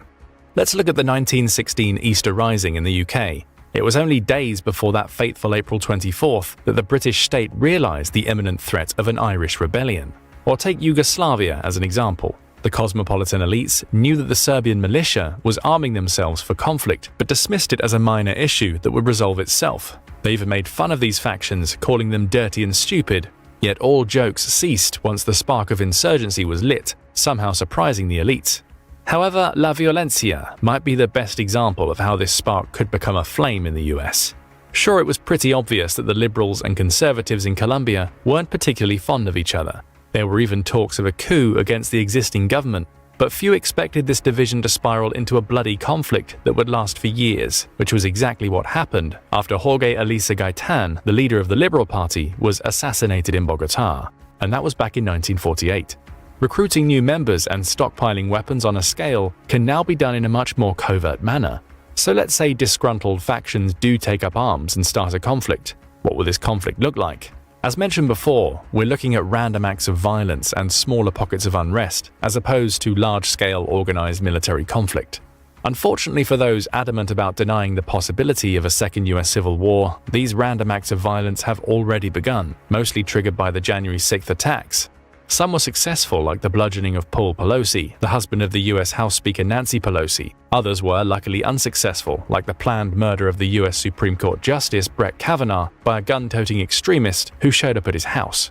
As the war approaches, these acts are expected to become less random and significantly more precise as the extremists take violence directly to the people. What added to this chaos was the fact that the attacks were often blamed on the opposing faction, further sowing distrust among the populace. This was the case with the Piazza Fontana bombing of December 1969, which killed 17 people and injured 88. The attack was carried out by Ordine Nuovo, a far-right paramilitary terrorist group, but initially pinned to the far-left groups. Besides spreading panic, these attacks also managed to radicalize people, expanding the conflict further. Many experts believe that this is precisely what would happen in a second US civil war. Smaller groups would start in smaller pockets of unrest, but the violence would spread like wildfire all throughout the US. As was the case in the Irish Troubles, the violence could be everywhere, but also nowhere. What do we mean by that? Well, as the US Civil War wiped out entire cities in the 1860s, a more urban second iteration of this war would see scattered skirmishes at best, with violence that's pervasive yet elusive. So much so that some people wouldn't even experience it. Even in Northern Ireland, which barely had 1.5 million people during the Troubles, many residents never experienced violence firsthand.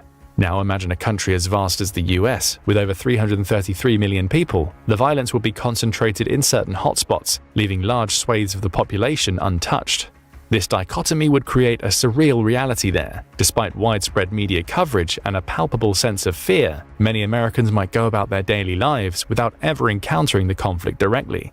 Yet the sporadic nature of violence would undoubtedly contribute to a constant simmering tension, making the war feel both omnipresent and invisible. In this sense, the Second US Civil War will be more of a psychological war for most Americans. In most cases, it would be the constant fear that the other side is mobilizing and gearing for attacks that would push people to action rather than first-hand experiences themselves. But there's one major difference between the Irish, the Colombians, and the Italians being pushed to action as opposed to the Americans: the guns. The US is estimated to have the highest gun ownership in the world, and by a significant margin. This applies to both the total number of civilian firearms owned and the number of guns per 100 people. All in all, the US has around 393 million civilian-held firearms in circulation. If you remember, the US only has 333 million residents. This means that there are more guns in the US than there are people. To put this mind-blowing fact into perspective, all you need to know is that the country with the second highest gun ownership, Yemen, only has roughly 53 guns per 100 people. The US has 120 per 100 people. So what does this mean for our second civil war? Well, it means that people who want to join the fight don't have to look far to arm themselves. Their golden ticket is likely waiting for them in a safe or a closet at home. Worst of all, some of the people who already own the most weapons in the US and fervently defend the Second Amendment that protects their right to bear arms are often the same people already preparing for this scenario. Of course, if this isn't the case, they can always just buy the necessary weapons and exact revenge or carry out their plans with minimal effort. With new armed individuals constantly joining the fight and existing factions becoming more militant, the potential for violence to spiral out of control is very real. Before you know it, the Second US Civil War can turn into pure anarchy. That's what happened during La Violencia. Even the ordinary people perpetrated the most heinous acts. The violence got so bad that whole swathes of people associated with the opposing party within a small town would be gathered up, executed, and buried in mass graves.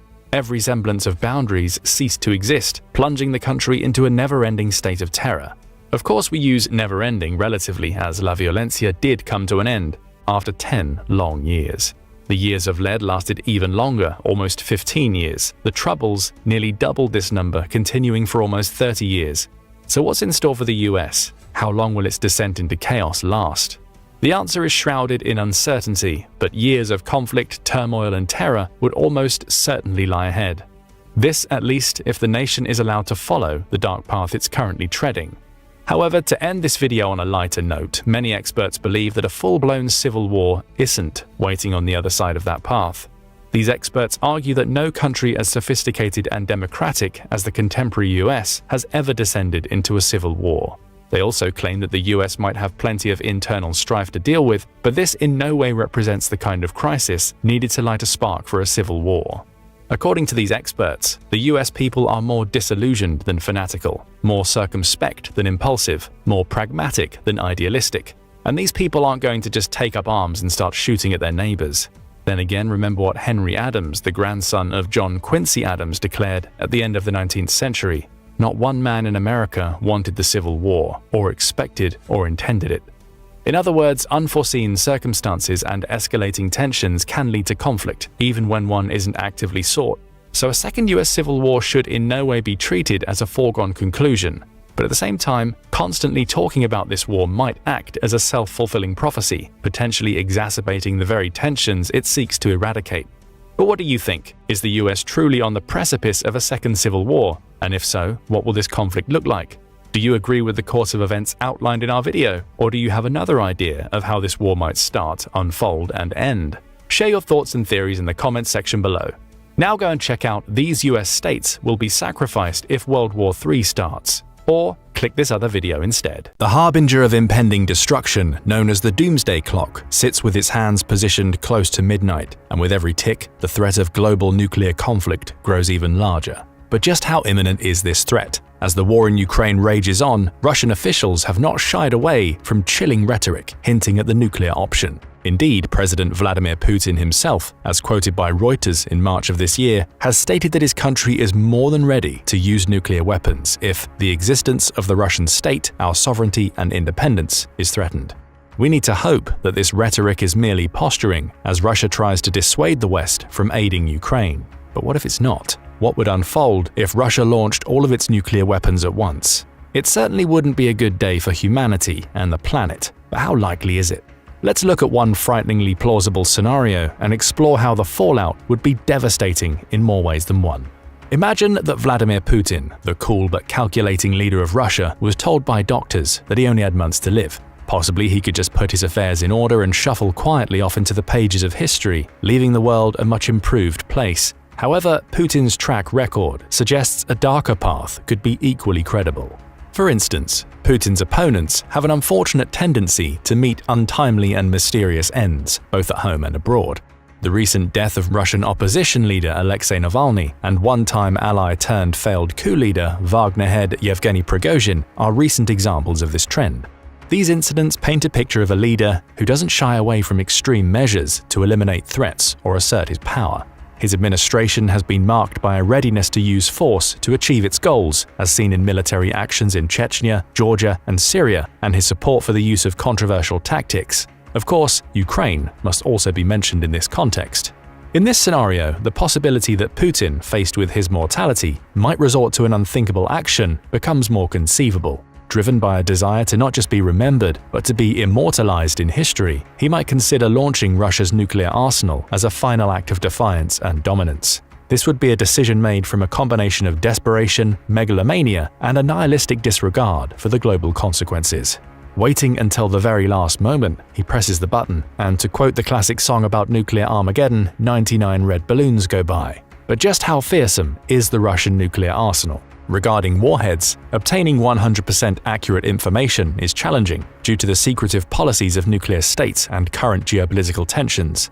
Nevertheless, we can obtain a pretty reliable estimate from the Arms Control Association, the ACA. According to the ACA, as of March 1, 2022, Russia was reported to have 526 deployed strategic delivery systems, 1,474 deployed strategic nuclear warheads, and a total of 761 deployed and non-deployed strategic launchers. However, the figures aren't quite as clear-cut as this, as many of these systems are in the process of being retired and replaced by newer systems. Current ACA estimates conclude that when Putin pushes the button, a total of 1,181 land-based warheads will be available upon 320 launch systems. Then there are still submarine-borne missiles to consider. Again, it's difficult to determine precise numbers due to fleet readiness and other factors, but according to the ACA, Russia has about 656 submarine-based nuclear warheads to throw into the mix.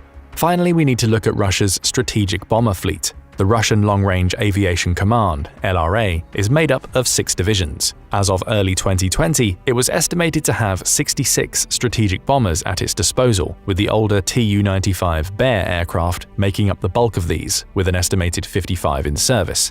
The remainder consists of the more modern Tu-160 White Swan bombers. The ACA estimates that the LRA has the capability to launch around 200 warheads. Theoretically, this means that when Putin pulls the trigger, a total of 2,037 warheads will be launched. But let's pause for a reality check. One thing that the war in Ukraine has told us is that the state of Russian military hardware, and we are being kind here, has been underwhelming. Poor or non-existent maintenance, rampant corruption, theft, and embezzlement have all made Russia's previously much vaunted war machine look more like a trip to the local scrapyard. But let's give them the benefit of the doubt. Let's assume that the Russians placed more importance on the maintenance of their nuclear arms than they did on the rest of their military hardware, and round it down to a mere 2,000 warheads. This is still a lot of warheads, and to understand their destructive potential, we need to take into account their yield. Nuclear warhead yields vary widely, but let's start by eliminating smaller battlefield warheads, such as those used in tactical roles, and concentrate on the missile-bound warheads that will be aimed at strategic Western targets. The current stock of Russian strategic nuclear warheads has yields ranging from about 100 kilotons to 800 kilotons, and potentially higher. For instance, according to a report by the Washington Post, some Russian warheads could have yields reaching up to 1 megaton. When compared to the Tsar bomber that Russia detonated on October 30, 1961, which had a yield of 50 megatons, these figures might seem relatively paltry. However, they are more than powerful enough to ensure that anyone standing within a few miles of a detonation will have a very bad day. At the lower end of the scale are the Intercontinental Ballistic Missiles (ICBM) warheads carried on the RS-24 Yars missile. This is classified as a Multiple Independently Targetable Re-entry Vehicle, or MRIV, meaning it can deploy multiple warheads at several targets. These typically have yields ranging from 250 to 300 kilotons each. In a similar range are the R-30 Bulava and R-29 MRU Sineva submarine-launched ballistic missiles, the SLBMs. These are also classified as MRIV systems, with warhead yields varying from 100 to 150 kilotons. Next up are the warheads carried on airborne cruise missiles, including the nuclear-capable KH-102 missile. These are launched from the aforementioned Tu-95 and Tu-160 strategic bombers and can carry a nuclear warhead of up to 250 kilotons. It's also worth touching on older free-fall bomb types like the B-61, which have variable yields of up to 340 kilotons, while the latest variant, the B-61-13, reportedly yields 360 kilotons. Although whether these would be used in this scenario is debatable. However, all these pale into insignificance when we look at the warheads carried by the appropriately named SS-18 Satan missile. This MIRV warhead delivery system can carry up to 10 warheads per missile, with yields ranging from 500 to 800 kilotons. According to ACA, Russia has 46 of these missiles ready to go. So to recap, we have 2,000 warheads of varying yields to consider, but let's split the difference and call each warhead around 500 kilotons. To get an idea of how powerful this is, it's worth noting that the bomb that all but destroyed Hiroshima toward the end of World War II was 15 kilotons. This means that if Putin launches a full-scale nuclear attack, we can apply a bit of simple arithmetic and infer that 1 million kilotons of highly radioactive destruction are heading our way. Of course, that's far from the end of the matter. Western powers are unlikely to sit back staring at radar screens and waiting for the world to go up in smoke. The West will undoubtedly respond in kind. We won't go into too much detail on the size of this response. Instead, let's assume that the new Strategic Arms Treaty, or New START, an agreement aimed at reducing the number of strategic nuclear missile launches by half, has been effective. This would mean that both the US and Russia have maintained equal nuclear capabilities. However, we shouldn't forget other nuclear powers like the UK and France, who will also have a say in the matter. But in terms of potential global catastrophe, the US and Russia alone possess more than enough firepower to ensure the mutually assured destruction that the arms race historically sought to prevent. So the doomsday clock chimes midnight. Putin presses the button, and 4,000 nuclear warheads start screaming toward their targets. From silos and submarines, from air bases and mobile launchers, 2 million kilotons of mutually assured destruction begin to crisscross the globe. How would the situation unfold? In the command centers around the world, screens light up as warning systems detect the launches, plunging military and political leaders into panicked efforts to coordinate responses. Emergency protocols are activated as governments attempt to secure essential personnel and advise the public of the imminent threat. From the depths of the Arctic Ocean to the strategically located air bases across the globe, missiles and bombers laden with enough explosive power to devastate whole continents arch into the sky. Prowling submarines emerge from silent patrols as their captains and crew perform the one task they were trained for and hoped they would never have to perform. Bombers laden with destructive armament lumber into the air on their final mission, their crews grimly aware of the gravity of their orders. Across Europe and the US, missile silos positioned in remote and secure locations swing open, revealing deadly payloads that soon streak toward the heavens. But just where are all these missiles and bombs heading? What targets would be prioritized in such a scenario? The bad news is that with this many missiles, it's likely to be somewhere near you. Let's examine the potential targets and the reasons for their selection. We'll start with the bigger picture. Let's say that even on his deathbed, Putin is not crazy enough to attack China, one of his few allies. Let's also assume that the other nuclear powers, including the likes of Pakistan, India, and North Korea, decide to sit this one out, wait for the dust to settle, and see what emerges after the big boys have finished fighting. In essence, this means we can begin on the assumption that the majority of these warheads are going to fall in the Northern Hemisphere. More specifically, the USA, Russia, and Western Europe will take the brunt of the attack and the response. According to the retired Air Force General John Hyten, the Air Force General formerly in charge of America's nuclear armaments, the window of opportunity to respond is frighteningly short. From detection to the creation of an explosion is less than 30 minutes, he said. He also noted that if the missiles didn't pose an existential threat, then the US would only respond in kind. It's fair to say that the sudden launch of Russia's entire nuclear arsenal would be considered an existential threat. Effectively, this means that a full-scale Russian nuclear attack would warrant a similarly scaled response. Given the brevity of this response window, it's reasonable to expect that key strategic and command structures such as the Pentagon, Cheyenne Mountain Air Force Station, Whitehall, and the Élysée Palace would be among the primary targets, as the Russians attempt to mute response capabilities. This would require a swift and comprehensive response if the West was to retaliate while the capability to do so still exists. Similarly, the first targets of the nations of the North Atlantic Treaty Organization, or NATO, would be the Russian equivalents. Among them would be the Kremlin and the Russian Ministry of Defense, as well as key command centers. Ultimately, these attacks would aim to reduce Putin's capability to launch further nuclear strikes. Next on the list of Russian targets will be major US military bases and installations. These targets would be considered a priority to attempt to minimize the response to the attack and disrupt any possible military response, for what that would be worth. High up on the list would be missile silos, air bases, and naval dockyards. Prime examples of where these attacks would fall include Fort Bragg in the USA, Ramstein Air Base in Germany, and Diego Garcia in the Indian Ocean. These can all be considered Phase 1 targets, and so far, although the collateral damage will be enormous, these targets have all been military or governmental. For the vast majority of the civilian population, Phase 2 is when the real carnage begins. Moving into Phase 2 of the attack, we'll see the focus shifting from command and control targets to civilian infrastructure. The rationale here is to prolong recovery times and maximize the disruption to everyday life. At this stage, it could perhaps be noted that the impact of 4,000 nuclear warheads would manage this perfectly well without such precise targeting. But let's put that thought aside as we look at the targets likely to be prioritized during this phase of the attack.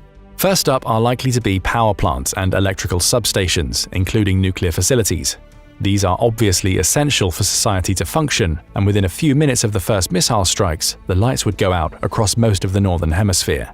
As a secondary consideration, it's impossible to ignore the effects of nuclear attacks on their peaceful brethren. There are currently 93 operating nuclear reactors in the US and 168 in Europe. The vast majority of these will be targeted. Therefore, we also need to factor in dealing with 200+ Chernobyl-type or worse accidents on top of everything else. While Phase 2 typically focuses on crippling civilian infrastructure to maximize disruption, it's worth noting that strategic attacks on electrical infrastructure and power grids could also occur in Phase 1. Such early strikes would likely use nuclear weapons to generate a widespread electromagnetic pulse of tens of thousands of volts per meter. This would immediately incapacitate electronic and communication systems with the intention of disabling or at least hindering response capabilities. Next on the list are likely to be the transportation hubs. Facilities like airports, train stations, and dockyards would all be targeted. Of course, the aim here is to disrupt movement and by doing so, further hinder recovery operations and evacuation procedures. Already the picture is a bleak one, but now the missiles start to rain down on major population centers. Most of the major cities across the northern hemisphere will be targeted, many with more than one warhead.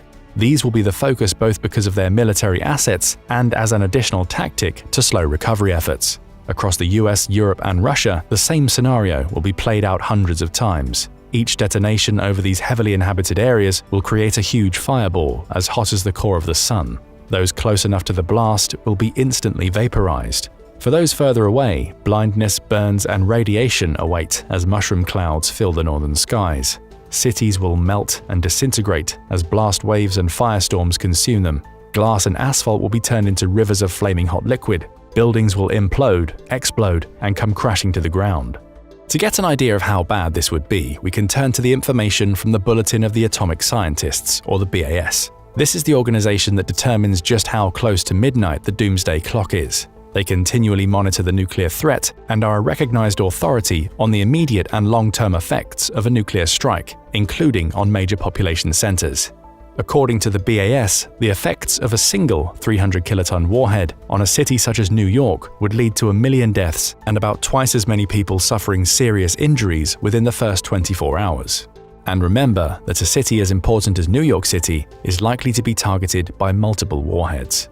And we haven't even touched on an aftermath that contains such horrors as radiation fallout and prolonged nuclear winter. But before we discuss this, we have one major factor that could have an impact on the severity of the attack to consider. Just how many warheads will actually reach their targets? Both the US and the Russians have various systems designed to intercept incoming ballistic missiles. Among these, the American Ground-Based Mid-Course Defense, the GMD, and the Terminal High Altitude Area Defense, or THAAD, are prominent. The GMD is designed to target incoming warheads in space during their mid-course phase of their trajectory, whereas THAAD intercepts short to intermediate-range ballistic missiles during their terminal phase, close to the ground. Despite their advanced technology, these systems will probably have little effect on the bigger picture. They are tested under relatively controlled conditions and may not perform as expected under the stress of a real, large-scale nuclear assault. Factors such as the sheer volume of warheads, sophisticated countermeasures like decoys, MIRVs from advanced ballistic missiles, and the possibility of simultaneous attacks from different directions can overwhelm these defense systems. Additionally, the reliability of missile defense is still a subject of much debate among experts. While they may intercept some incoming threats, the consensus is that in a scenario involving hundreds or even thousands of warheads, the systems would not be able to prevent a substantial portion of the missiles from reaching their targets. Basically, the defense systems might mitigate some damage, but are unlikely to change the fundamentally devastating outcome of such an assault. 30 minutes have now passed since Putin ordered his nukes to be launched, and the immediate aftermath is already a dreadful scenario as the bombs begin to strike their targets. According to a simulation by Princeton University, 90 million people would be dead and injured within a few hours of the attack being launched. But this is an estimate. Other figures from the BAS have stated that the quick deaths as a result of such a conflict could be as high as 360 million. Either way, these are appalling numbers, but the worst is yet to come. Radioactive fallout and an oncoming nuclear winter are still to be reckoned with, and by the time they're finished with us, 90 or even 360 million deaths will seem like peanuts. Let's begin by looking at the effects of radioactive fallout. Just how catastrophic would this be for humanity? Pinning down precise figures for this is difficult. There are many variables that must be considered. For starters, the type of bomb, size, and number of warheads have obvious implications here, but that isn't the whole story. The height the bomb is detonated also has a bearing on radioactivity levels. However, the consensus is that the area of immediate danger could be as much as hundreds, if not thousands, of square miles downwind of the blast zone. Initially, this will be dominated by short-lived radioactive isotopes like iodine-131, which has a half-life of about 8 days. These, although short-lived, are highly energetic. For anyone who is within a mile or two of the blast zone and has miraculously survived the initial explosion, this is further bad news. Estimates put the likely ionizing radiation exposure at around 500 Roentgen equivalent man, REM, a measurement of the health effects of radiation. According to the US Nuclear Regulatory Commission, this dose will likely be fatal without medical treatment, which in these circumstances must be considered highly unlikely. But long-lived radioactive isotopes are also among the hundreds of radionuclides that are released in a nuclear explosion. These include such nasties as cesium-137 and strontium-90. Although these don't deliver the immediate, intense energy of their short-lived cousins, their longevity and persistence pose an ongoing threat to environmental and human health. Cesium-137, for example, has a half-life of about 30 years. During this period, it can continue contaminating water and soil, turning agriculture or the simple act of drinking water into a game of deadly roulette. The accumulation of such isotopes in the food chain can lead to chronic health problems and genetic damage over generations. Effectively, vast swathes of land, both urban and rural, would become uninhabitable for decades afterwards. We only need to look at the aftermath of the Chernobyl and Fukushima accidents to confirm this. Across Europe and the US, cities and towns, even if untouched by explosions, would become ghost towns. Life for the survivors would become something of a lottery, with the safety of living environments across much of the directly affected countries becoming uncertain. Without access to proper radiation monitoring equipment, there will be no reliable way to determine the safety of the lands they inhabit. This is not a happy scenario, but the bad news is that the bad news continues to pile up. The threat of a prolonged nuclear winter has yet to rear its ugly head, and for humanity, this could be the final nail in the coffin. But just how bad will a nuclear winter be, and what are the root causes? While there's no consensus on the severity of a nuclear winter or its duration, given the scale of the scenario being played out, it's fair to say that this could, for the survivors, be the last straw. Fundamentally, a nuclear winter happens because of the immense quantities of smoke and soot thrust into the stratosphere by the burning cities, forests, and oil fields ignited by the nuclear explosions. These particles would absorb solar radiation, significantly reducing the amount of sunlight reaching the Earth's surface. This, in turn, would lead to a dramatic drop in surface temperatures, perhaps by as much as 20 to 40 degrees Fahrenheit, affecting global climate patterns and our ability to grow crops.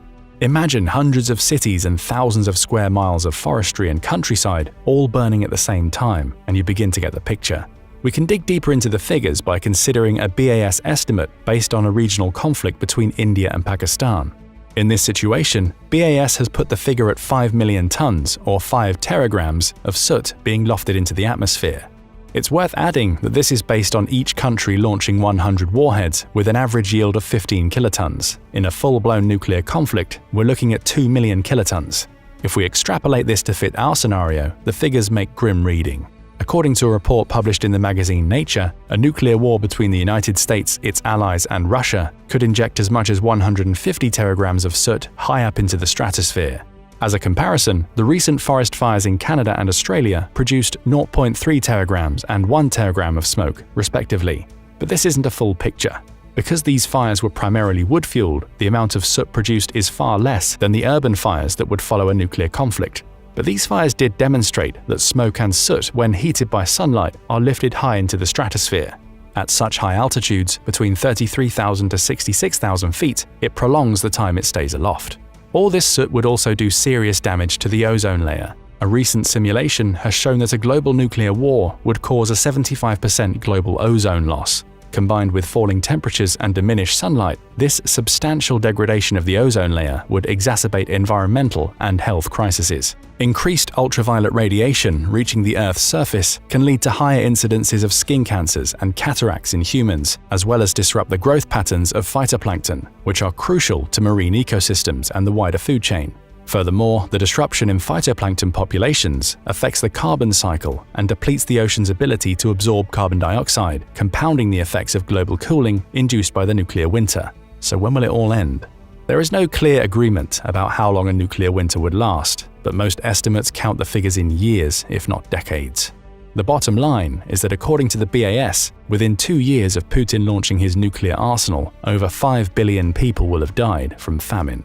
This, we must remember, is not a film script written by an over-imaginative Hollywood writer. Although it is a hypothetical scenario, the events and consequences are grounded in science and publicly available information. We can only hope that Putin, on his deathbed, retains some semblance of sense and prioritizes the legacy of peace over destruction. But the responsibility is not just his alone. As Robert Oppenheimer famously said, "Now I am become death, the destroyer of worlds." We can't simply pin the blame on an individual. Humanity has placed itself in a position where one man, with one action, can become a destroyer of worlds. Putin may or may not press the button, but even if he doesn't, the next Russian president might have learned their lessons from him.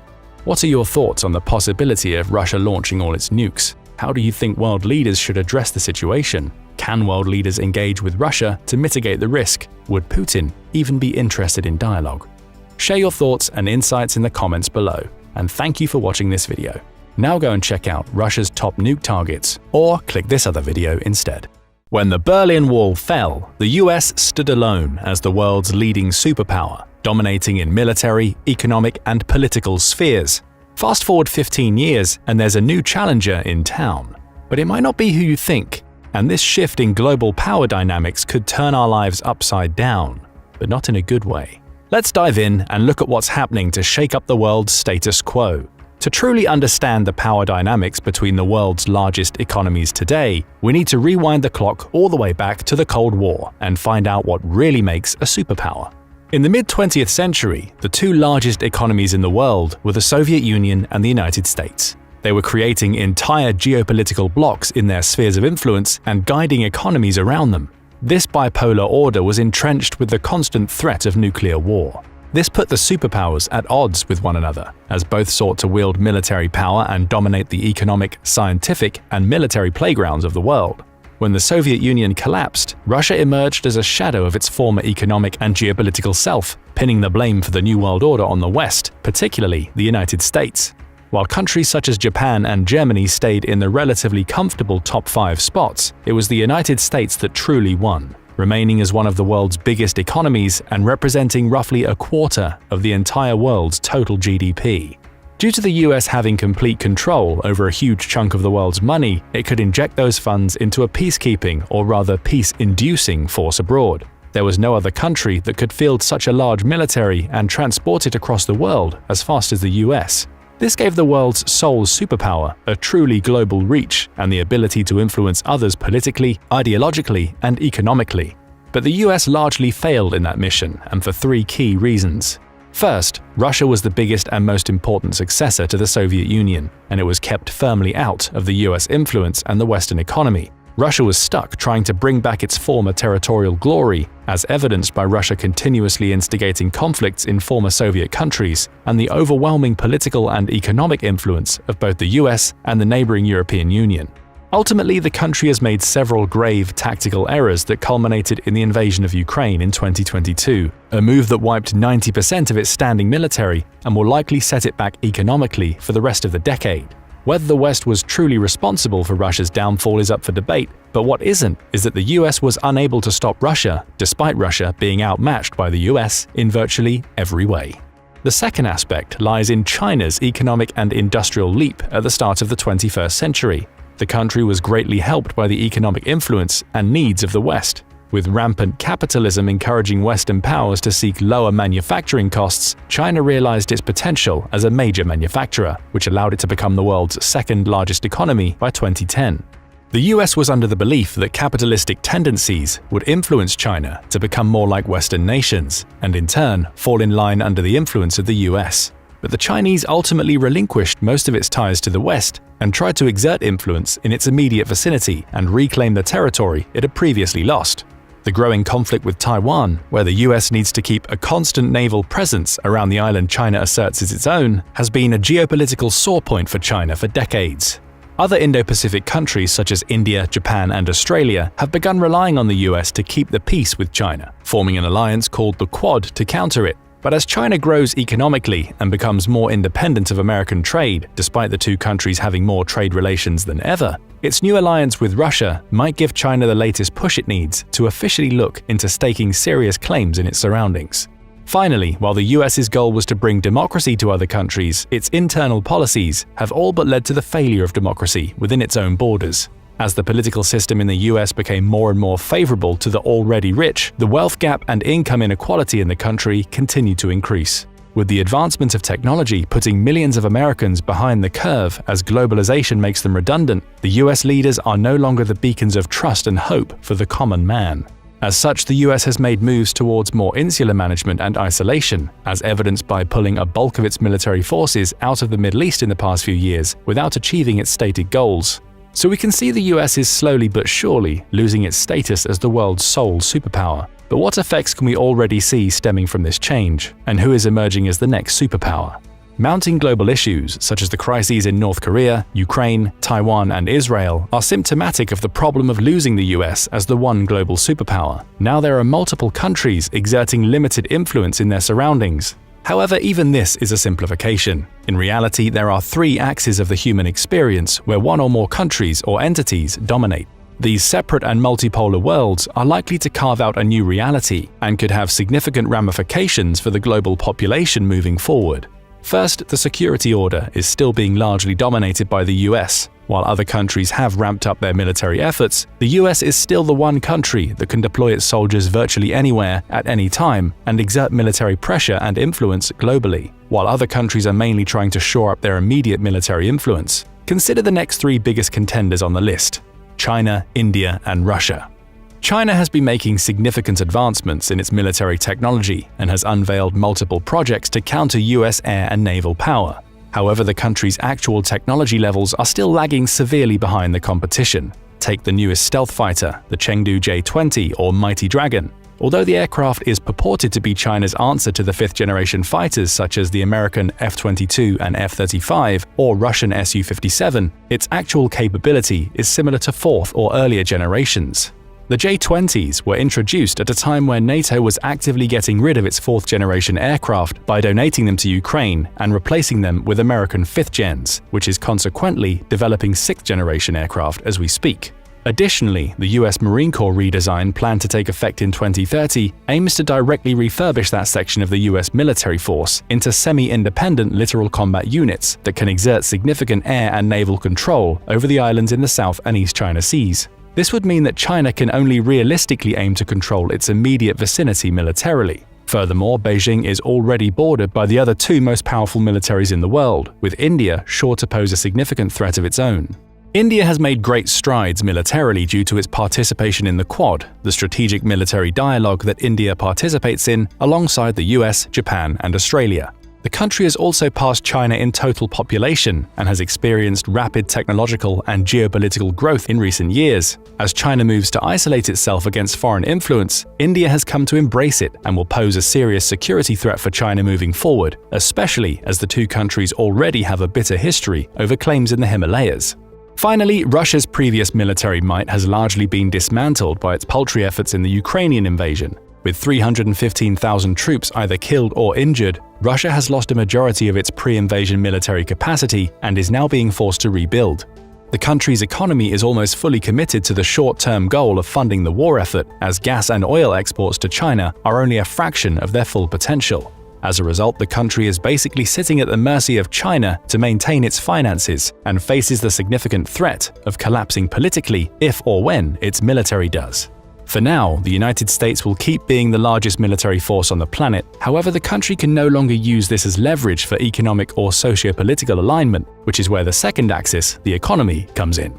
Economically, the US and China are by far the biggest world economies, but neither has the capability to distance itself from the other. Despite waning political alliances, the two economies have only grown more intertwined over the years, hitting a record high in bilateral trade in 2022. The global market wants to utilize both American security and the rising Chinese economy, which has allowed for smaller markets to create zones that both countries have to fight over. For example, the European Union is by far the largest common market in the world, setting standards that global companies, whether from the US, China, or elsewhere, have to abide by to do business in Europe and reach lucrative EU trade deals. However, India, Japan, and the Middle East are all significant players in the economic field.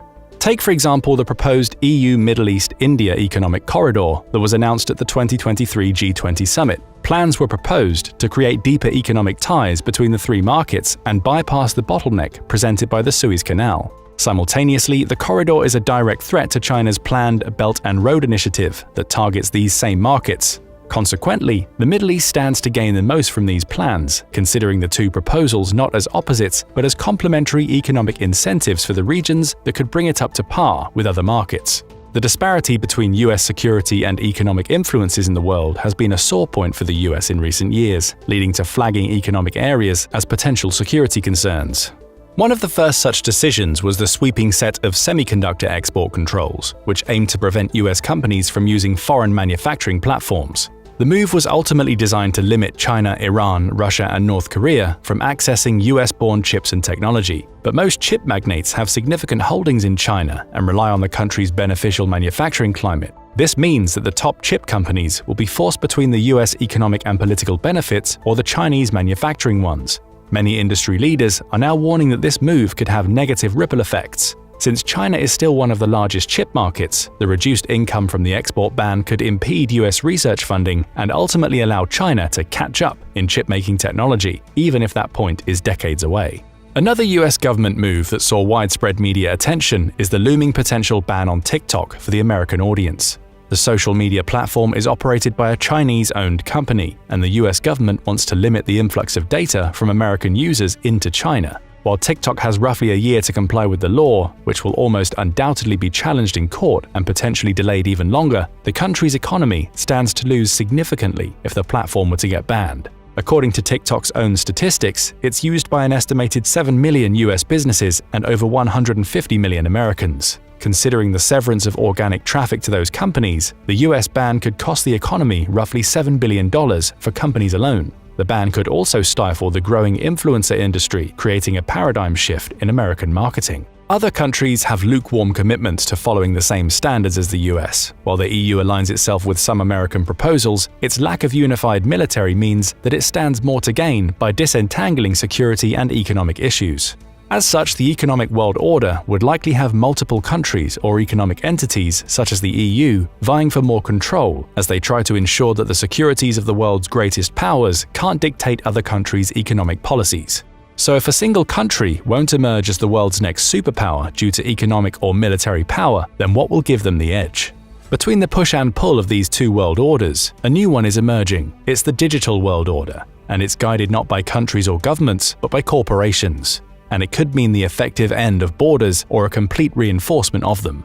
The biggest technology companies have already been a turning point in the major conflicts of the 21st century. Consider their impact on the current Russian invasion of Ukraine. NATO has been largely responsible for training the Ukrainian military and providing it with key equipment to physically defend its territory. However, without access to cybersecurity measures and modern communications devices provided by tech companies, Russian cyber attacks on Ukrainian communications channels could leave Ukraine wide open and in the dark about Russian army movements. Some companies have suspended their operations and exports to Russia, preventing Moscow from being able to utilize vital resources and funding that the companies provide via taxes and expenditure.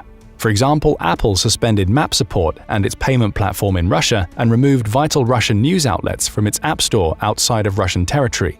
Google have also disabled live views of Ukrainian soil, hampering Russia's ability to access key targets. Even Chinese companies were largely ambivalent about the conflict or ended up siding with Ukraine.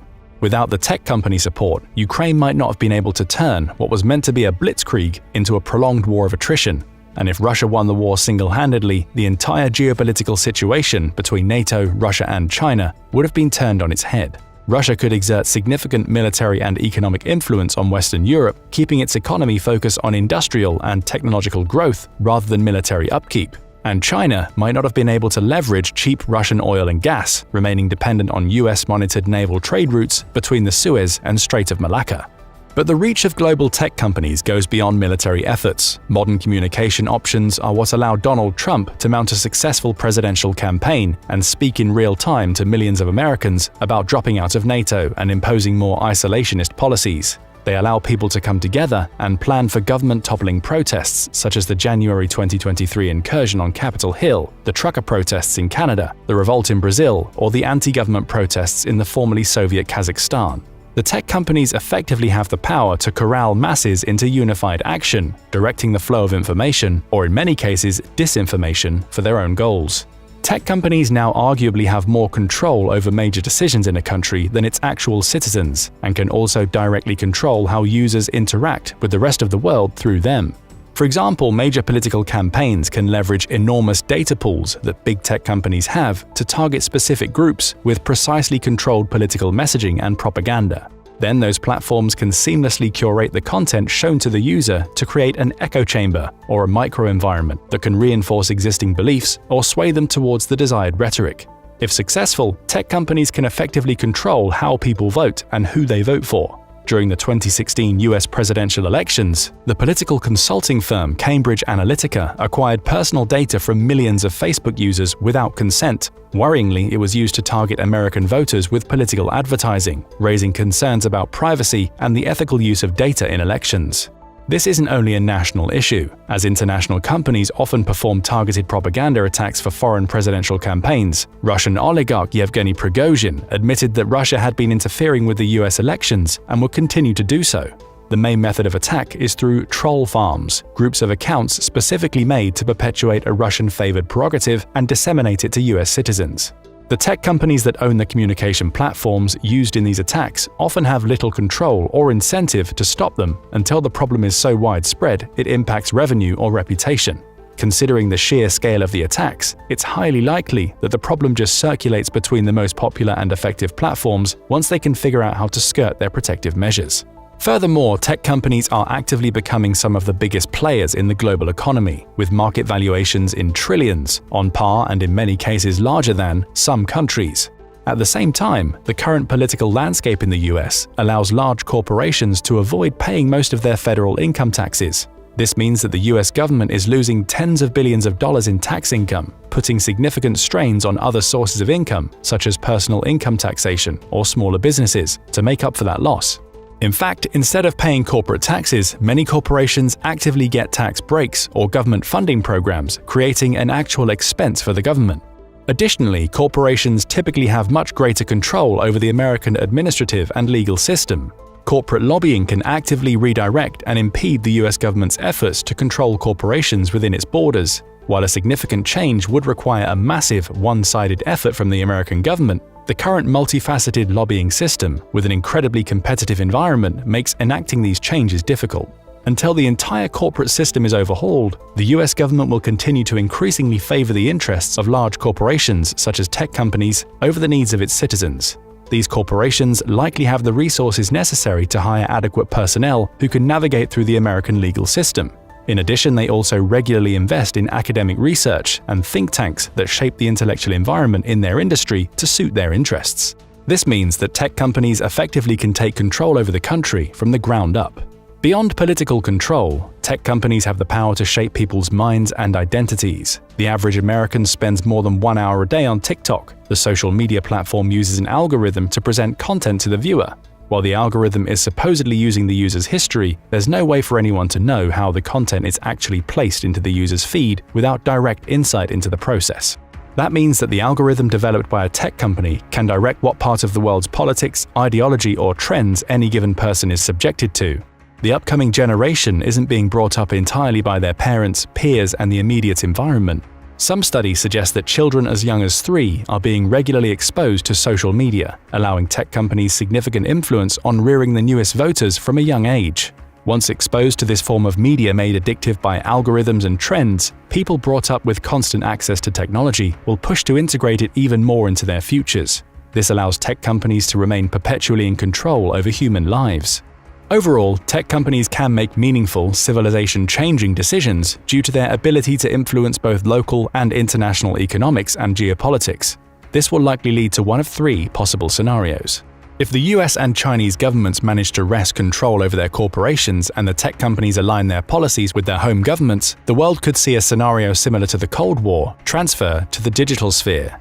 Each country in the world will have to pick one of the select few major platforms and be completely inundated with its ideology while remaining relatively ignorant or wary of others. The digital fragmentation will be followed by economic and political shifts, reversing globalization and creating relatively independent areas of influence dominated by the US, China, or whichever country holds the headquarters for the next biggest tech company. Tech companies may forego this alignment and push for independent competition between the digital and physical spheres. They will look at global growth strategies in their own industry. In turn, the economic and security world orders will be joined by a globalized digital world order dominated by them. This would create competition between the country governments and the biggest corporations. Since geopolitics and profits typically go hand in hand, corporations likely would never be able to completely ignore governmental policies or international events. Furthermore, since corporations in the Western world have far more influence than in China, the digital world order would likely heavily impede upon the others. And this leads to the last possible scenario, in which the potential next global superpower emerges as tech companies actively overwhelm the local governments and control global economics. It would lead to the digital sphere completely dominating the physical one, resulting in a new type of superpower, a potential global multipolar technocracy, where the tech companies effectively emulate physical governments. But should this come to pass, what would change? Interestingly, the actual effect it would have on the global economy is unlikely to be much different from the current situation, as it would change relatively little in the number of players and the key driving factors behind major policies. What real difference would it mean for the majority of the global population if power was split between the US and Chinese governments, or US and Chinese-based global corporations? Only time will tell. But what do you think? Can countries retain their status as superpowers independent of the major tech companies? What's the next world order going to look like? Leave a comment below to let us know what you think, and thanks for watching the video. Let's say things with Russia turn into the worst-case scenario. A deranged, desperate Vladimir Putin sees his regime about to collapse. In a last-ditch effort to take as many enemies with him as possible, he orders a massive launch of Russia's nuclear arsenal, targeting the West. As the silos open, hundreds or thousands of intercontinental ballistic missiles armed with nuclear warheads streak away at speeds of 15,000 miles per hour. But where are they headed? Thankfully, this hypothetical remains very, very unlikely. Unfortunately, it's also not entirely impossible. Russia has the world's largest nuclear stockpile, with nearly 6,000 weapons and roughly 1,600 actively deployed warheads. The question of where these might strike if fired is one that experts and policymakers have worried about since the days of the Cold War. Now, with nuclear threats once rising again, it's worth looking at how such a doomsday scenario might play out. In this video, we'll take a look at the places Russia might target with a nuclear barrage, starting in the United States. Some of the first US targets for a Russian nuclear strike are the major centers of power you would expect. The Pentagon is among the most important of these, as it acts as the headquarters for the US Department of Defense. If Russia were able to damage or destroy the Pentagon, it would be an enormous blow to the command structure of the US military. It would likely not cripple the US armed forces, but would cause a major disruption and make it far more difficult for the US to organize a response. Because of the size of the nuclear blast and its fallout, a strike on the Pentagon would also likely destroy much of Washington, D.C. Some 713,000 people live in D.C., while more than 6.3 million live in the greater D.C. area. Estimates for a nuclear strike on the Pentagon indicate that close to 500,000 people could be killed instantly, with many more falling sick from radioactive fallout afterwards. The initial blast would vaporize the Pentagon itself and anything else within a half-mile radius. Damage from the strike would radiate outwards some 4 miles from the epicenter, including the area containing the US Capitol building, White House, and Supreme Court. While the nuclear fireball and the enormous shockwave following it would be deadly on their own, it is the potential for widespread radiation which would create the biggest hazard. Radiation anywhere near the blast would be intense enough to cause third-degree burns, while also causing many harmful mutations in victims' DNA, leading to cellular degeneration and cancer. Even if people in the larger blast radius managed to survive the explosion, there's a good chance they would die from the huge amount of radiation exposure. The White House is roughly 2.17 miles from the Pentagon, putting it well within the damage zone of a nuclear blast. If the president were there, they would likely be killed by the force of the shockwave, even if the White House and Capitol were not targeted independently. Thousands of US officials and workers would certainly be killed, sending the government into crisis mode. The president would declare a state of emergency and likely invoke martial law. If the president were killed, the next in the line of succession would be the vice president, Speaker of the House of Representatives, President pro tempore of the Senate, Secretary of State, and so on until someone alive could be reached. Besides the institutions around Washington, D.C., the second major goal of a Russian nuclear attack would be to strike as many US missile silos as possible in order to minimize a retaliatory strike. There is almost no chance this would be totally effective, as the US has nearly as many nuclear weapons as Russia, in addition to advanced early warning systems, nuclear submarines hidden around the world, and powerful air defense systems. But Russia would certainly try to take out as many silos as possible, especially those bases with Minuteman III ICBMs, which would mean targeting some very remote parts of the US. One of these is Malmstrom Air Force Base, located deep in the state of Montana. There are around 3,400 military personnel and 1,000 civilians working at Malmstrom, many responsible for the 150 Minuteman III nuclear missiles housed at the base. If a Russian nuclear weapon were able to strike Malmstrom, it would likely kill everyone at the base, plus nearly 15,000 people in the nearby towns of Black Eagle and Great Falls. The number of injured would be nearly double, even though the area is very sparsely populated. But high casualties would not be the goal of a strike on Malmstrom, as Russia would only be trying to cripple the ability of ICBMs to be fired from the base. The effects of a nuclear strike on the local environment would be devastating. Water flowing through the Mississippi River near the impact site would instantly vaporize, while the flow from upstream would eventually pass through the irradiated area around Malmstrom. The river would carry radioactive particles downstream, potentially all the way down its length. It would take months or years for any water drawn from nearby sources to be drinkable. In the meantime, large amounts of animals could die of radiation poisoning, even those hundreds of miles away. The ecological effect of such a shock would be felt across the country, and Malmstrom is far from the only target in a potential nuclear attack by Russia. Another key base likely to be targeted by Russia is Minot Air Force Base in North Dakota. The base contains roughly another 150 Minuteman III missiles and a staff of 3,200 military personnel and 420 civilians. However, the town of Minot is also more populous, with nearly 50,000 people. There would likely be over 23,000 immediate casualties, with another 20,000 suffering from injuries and radiation sickness.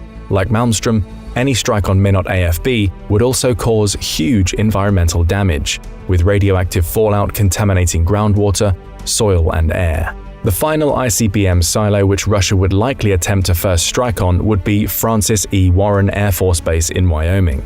The ICBMs there would be a harder target since they are actually spread around in silos between Nebraska, Wyoming, and Colorado. The base has roughly similar numbers of staff and missiles to Malmstrom and Minot, and casualties from a strike would exceed 25,000. Cheyenne, Wyoming would also be devastated, and anyone present would receive a high dose of radiation. In addition to the major silos, a Russian nuclear attack would also target command and control centers across the country. Many of these are similarly hidden in rural locations around the US, often in plain sight.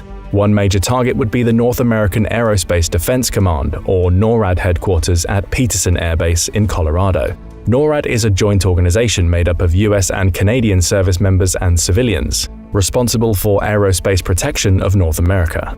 Unfortunately, Peterson Base has over 8,700 active duty personnel, 1,300 reservists, 1,900 civilian staff, 10,000 family members, and over 20,000 veterans. The base also sits just outside the city of Colorado Springs, which has a population of nearly 500,000. A nuclear strike in this area would probably kill more than 60,000 people outright, and injure or irradiate another 200,000. Contamination of the water, air, and soil would again render much of the area uninhabitable, while winds could carry it into Kansas and other neighboring states. Another major target is Offutt Air Force Base, just outside of Omaha, Nebraska. Offutt is the headquarters of the U.S. Strategic Command, or STRATCOM, responsible for strategic nuclear deterrence, global strike, and operating the Defense Department's global information grid. STRATCOM is critical to the operation of the larger U.S. military. If a nuclear warhead struck off at Air Force Base, it could kill more than 40,000 and injure nearly 150,000. It would also seriously degrade the US ability to coordinate a military response and potentially create confusion within the command structure of the armed forces. Similarly, the nearby city of Omaha would be largely destroyed, potentially killing hundreds of thousands. The Missouri River would also be contaminated, leading to the deaths of wildlife and a drop in biodiversity. In the event that STRATCOM was hit with a nuclear strike, its command would be transferred to one of the other 10 command and control centers around the country. The new command would oversee preparations for a retaliatory nuclear strike, which could happen almost instantly, since Russia would be hard-pressed to cripple the US nuclear triad. Yet another potential target for Russian nukes would be the VLF, or Very Low Frequency Transmitter in Cutler, Maine. This station transmits one-way communications to submarines in the US Navy's Atlantic Fleet, allowing them to carry out strikes if necessary. Cutler transmits its messages at 24 kHz and only uses 1.8 megawatts of power, a relatively low data rate.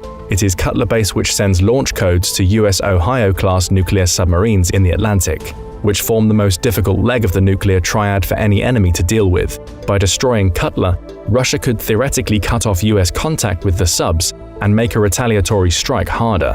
While immediate loss of life from a strike on Cutler would be under 1,000, its position on the Atlantic coast means that ocean life and coastal ecosystems would take most of the damage. There is also Cutler's counterpart in Washington, the Jim Creek Naval Radio Station, which transmits to the Pacific Fleet. It also sits in a remote area with few potential casualties, but again, air and water contamination from radiation could reach both Seattle and Vancouver, potentially making life in both cities hazardous. The blast would also create huge forest fires in Washington, which could burn for weeks on end, creating even more hazardous air conditions. Russia would also target bases on Hawaii, which sits roughly 2,000 miles from the US mainland. On the island of Oahu is another VLF transmitter, which can relay orders to the Pacific Submarine Fleet if the Jim Creek installation is damaged or destroyed. The Lualua transmitter unfortunately also makes Hawaii a prime target, as it provides redundancy for fleet communications. A Russian ICBM strike on Oahu would also be extremely deadly, as it is the most populated Hawaiian island, with over 1 million people at any given time. Due to its isolation and contained ecology, a nuclear strike on Oahu could make almost the entire island uninhabitable. There are also very few places for people to hide from such an attack, so anyone on the island would either die quickly or be in serious trouble. Since Hawaii also plays host to multiple US naval bases such as Pearl Harbor, there is also a good chance that the state would be hit with multiple missiles, leaving no places for easy evacuation. Every one of these is a strategic military installation, but even just nuclear strikes on these positions would kill many hundreds of thousands of Americans. The effect of a nuclear attack on multiple US cities would be far, far deadlier. If Putin truly opted for nuclear war, there is no reason to think he would do it halfway, and hitting the US's major cities would also destroy their economic capacity. In a first-strike nuclear scenario, each side would try to devastate the other beyond recovery, and that means the widespread targeting of civilians. Such an attack could easily be the deadliest in human history, far exceeding the only past uses of nuclear weapons at Hiroshima and Nagasaki. Outside of Washington, D.C., New York is the most obvious civilian target. It is both the financial capital of the United States and its largest city, as well as a global symbol of American power. It goes without saying that a nuclear explosion in Manhattan would be beyond devastating. The island is only 13.4 miles long, but it is one of the most densely populated areas in the entire country.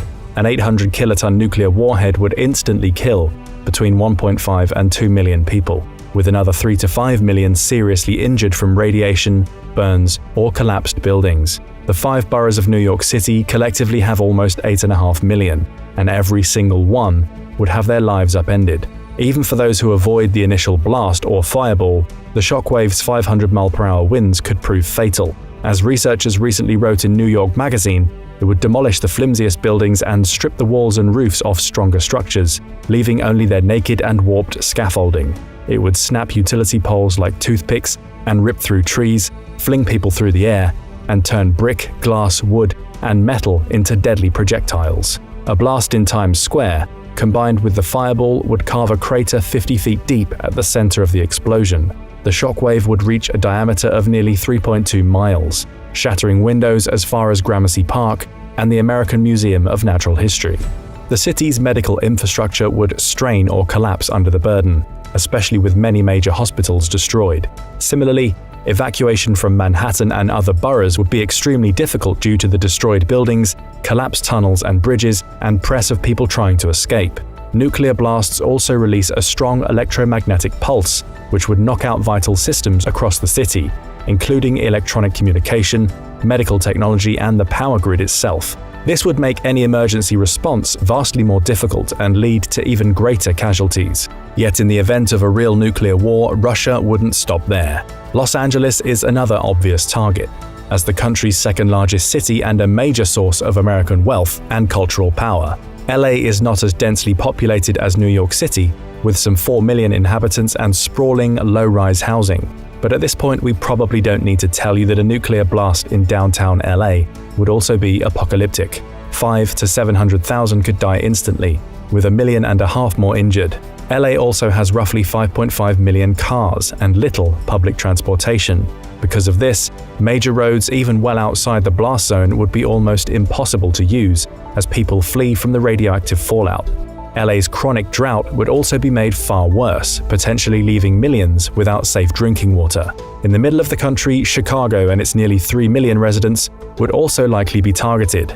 A nuclear blast here could kill 500,000 to 600,000 instantly and badly injure over 1 million, while a large portion of the blast would explode into Lake Michigan, with winds spreading the fallout north, south, and east. The heavy populated Great Lakes region would be at risk and probably need to be evacuated as well. To have any chance in a nuclear war, Putin would need to go all out before the West could overwhelm Russia's limited defenses. Because of the effects of wind, even a small percentage of the nuclear weapons in Russia's arsenal could spread fallout across much of the United States and make many areas completely uninhabitable. Being far away from the actual impact sites still might not be a guarantee of safety, especially in more densely populated parts of the country. Since 80% of Americans live east of the Mississippi River, any nuclear strike on the eastern seaboard would be especially deadly. Overall, estimates suggest that the total number killed, injured, or exposed to radiation in a full Russian nuclear attack could exceed 256 million. That's 3/4 of the population just in the United States. But an attack on the US would also leave Russia open to retaliation from other NATO countries, meaning that they too would almost certainly be targeted early in a nuclear conflict. This would mean major European military installations like Ramstein Air Force Base in Germany, which coordinates NATO's air and missile defense networks. Spotters at Ramstein would be among the first to know if a country like Russia actually launched nuclear ICBMs, but due to its relative geographic proximity, there will be little time for a possible evacuation. A nuclear blast over Ramstein would kill some 30,000 people, while winds could potentially carry fallout across the continent. Assuming a retaliatory strike didn't just wipe Moscow off the map, this also makes European targets riskier for Putin in the event of a nuclear attack, since at least some fallout could make it all the way back to the Kremlin. Other military targets in Europe which might be targeted include NATO's Supreme Allied Command in Belgium, as well as other US bases in Europe, like Caserma Ederle in Italy, which hosts the US's powerful 173rd Airborne Brigade. Strategically or economically important cities in Europe are also potential targets. This includes London, the most populous city in Western Europe, with over 8.8 million people. The UK also has roughly 200 nuclear weapons of its own, which also might make it a high-risk target. Similarly to New York City, a nuclear explosion over London could instantly kill over 1 million, while total casualties from the shockwave and radiation could be over 2.3 million. London is also the capital of the UK, meaning that its government would also likely perish in the blast. As with other cities, London's vital infrastructure would also be completely devastated, making any emergency response very difficult. And coastal winds coming off the Atlantic could carry the radiation north into Scotland and west into France and other parts of continental Europe. Long story short, anywhere in the world getting hit with a modern nuclear weapon would be a horrifying scenario. While this hypothetical is obviously incredibly unlikely to happen, it's also pretty obvious that if it did, there would be basically no good options. Because of the concept of mutually assured destruction, which has kept nuclear war at bay since the 1950s, governments like the US are ridiculously unprepared to deal with the consequences if it did happen. As the article in New York Magazine recently put it, more than 70 years ago, America became the first and only country to use nuclear weapons in war. Despite witnessing the immediate and enduring horror of those attacks, despite decades of technological advances in nuclear warfare, the US remains shockingly unprepared for a similar assault on its own soil. Much of the short-term response to a nuclear explosion in a city like New York would be improvised, adapted from plans meant for other kinds of disasters. Putin knows that firing even a single nuclear weapon would likely mean the end of him and possibly much of Russia. But the fact remains that nukes are out there and could theoretically be used at any time in the future. In an increasingly uncertain world, it wouldn't hurt governments around the world to step up their nuclear preparations, because the fact is, it's impossible to know the future. But what do you think? What would the targets for a Russian nuclear attack be? And just how unprepared is the world for that small possibility? Let us know what you think in the comments below, and don't forget to subscribe for more military content and analysis. If you go ahead and spin the proverbial wheel of global worry today, there's a good chance you'll land on the words China and World War III. Unfortunately, there are several reasons for that, and they all lead to the question no one wants to think about. Is China getting ready for World War III? It's true that nowadays you can't go far without someone talking about the perils of Taiwanese reunification, artificial Chinese islands, Cold War 2.0, or the specifications of the latest hypersonic missile. Add to that the increasing frequency of Chinese incursions into Taiwanese airspace, Japan's recent decision to purchase hundreds of new weapons for its own defense, like these American-made Tomahawk missiles, and closer military cooperation between the US and Australia, and we are starting to see the signs of another global conflict on the horizon, one that is likely to begin somewhere in the Indo-Pacific. It all adds up to another doomsday scenario waiting in the wings, and some believe it could take place as early as 2024. Does China have a World War III plan in place, and if so, what does it look like? China's rise over the past few decades seems to indicate that the worrisome and likely answer to the first question is yes, and here's why. Tensions between China and the West have not been this high in a long time. Rewind several decades, and many experts would have laughed at you if you claimed you were a time traveler from the future and China posed a serious geopolitical threat to the international order. That's because the 1990s were a strange time, and not just because of the oversized jeans and kids' obsession with green slime. It was a period of untempered Western optimism. Yep, you heard that right, optimism. From our pessimism-soaked vantage point today, the geopolitical arc of that decade was almost unicorn-like, a surreal period of national unity, hope, and security, with the 9/11 terrorist attacks on the Twin Towers. But for a while, things seemed, well, good. Emerging victorious from its 45-year ideological standoff with the Soviet Union, for a brief unipolar moment in time, the United States enjoyed unmatched power and prestige on the global stage. There were no more near-peer threats. While terrorists and revolutionaries conspired at the peripheries of power, America's military and its coalition partners, equipped to the eyeballs with the latest technology and fresh off their rollicking victory in the Persian Gulf, bought into the idea that democracy was spreading and would continue to do so with assistance and persistence around the globe. It was in this geopolitical climate that things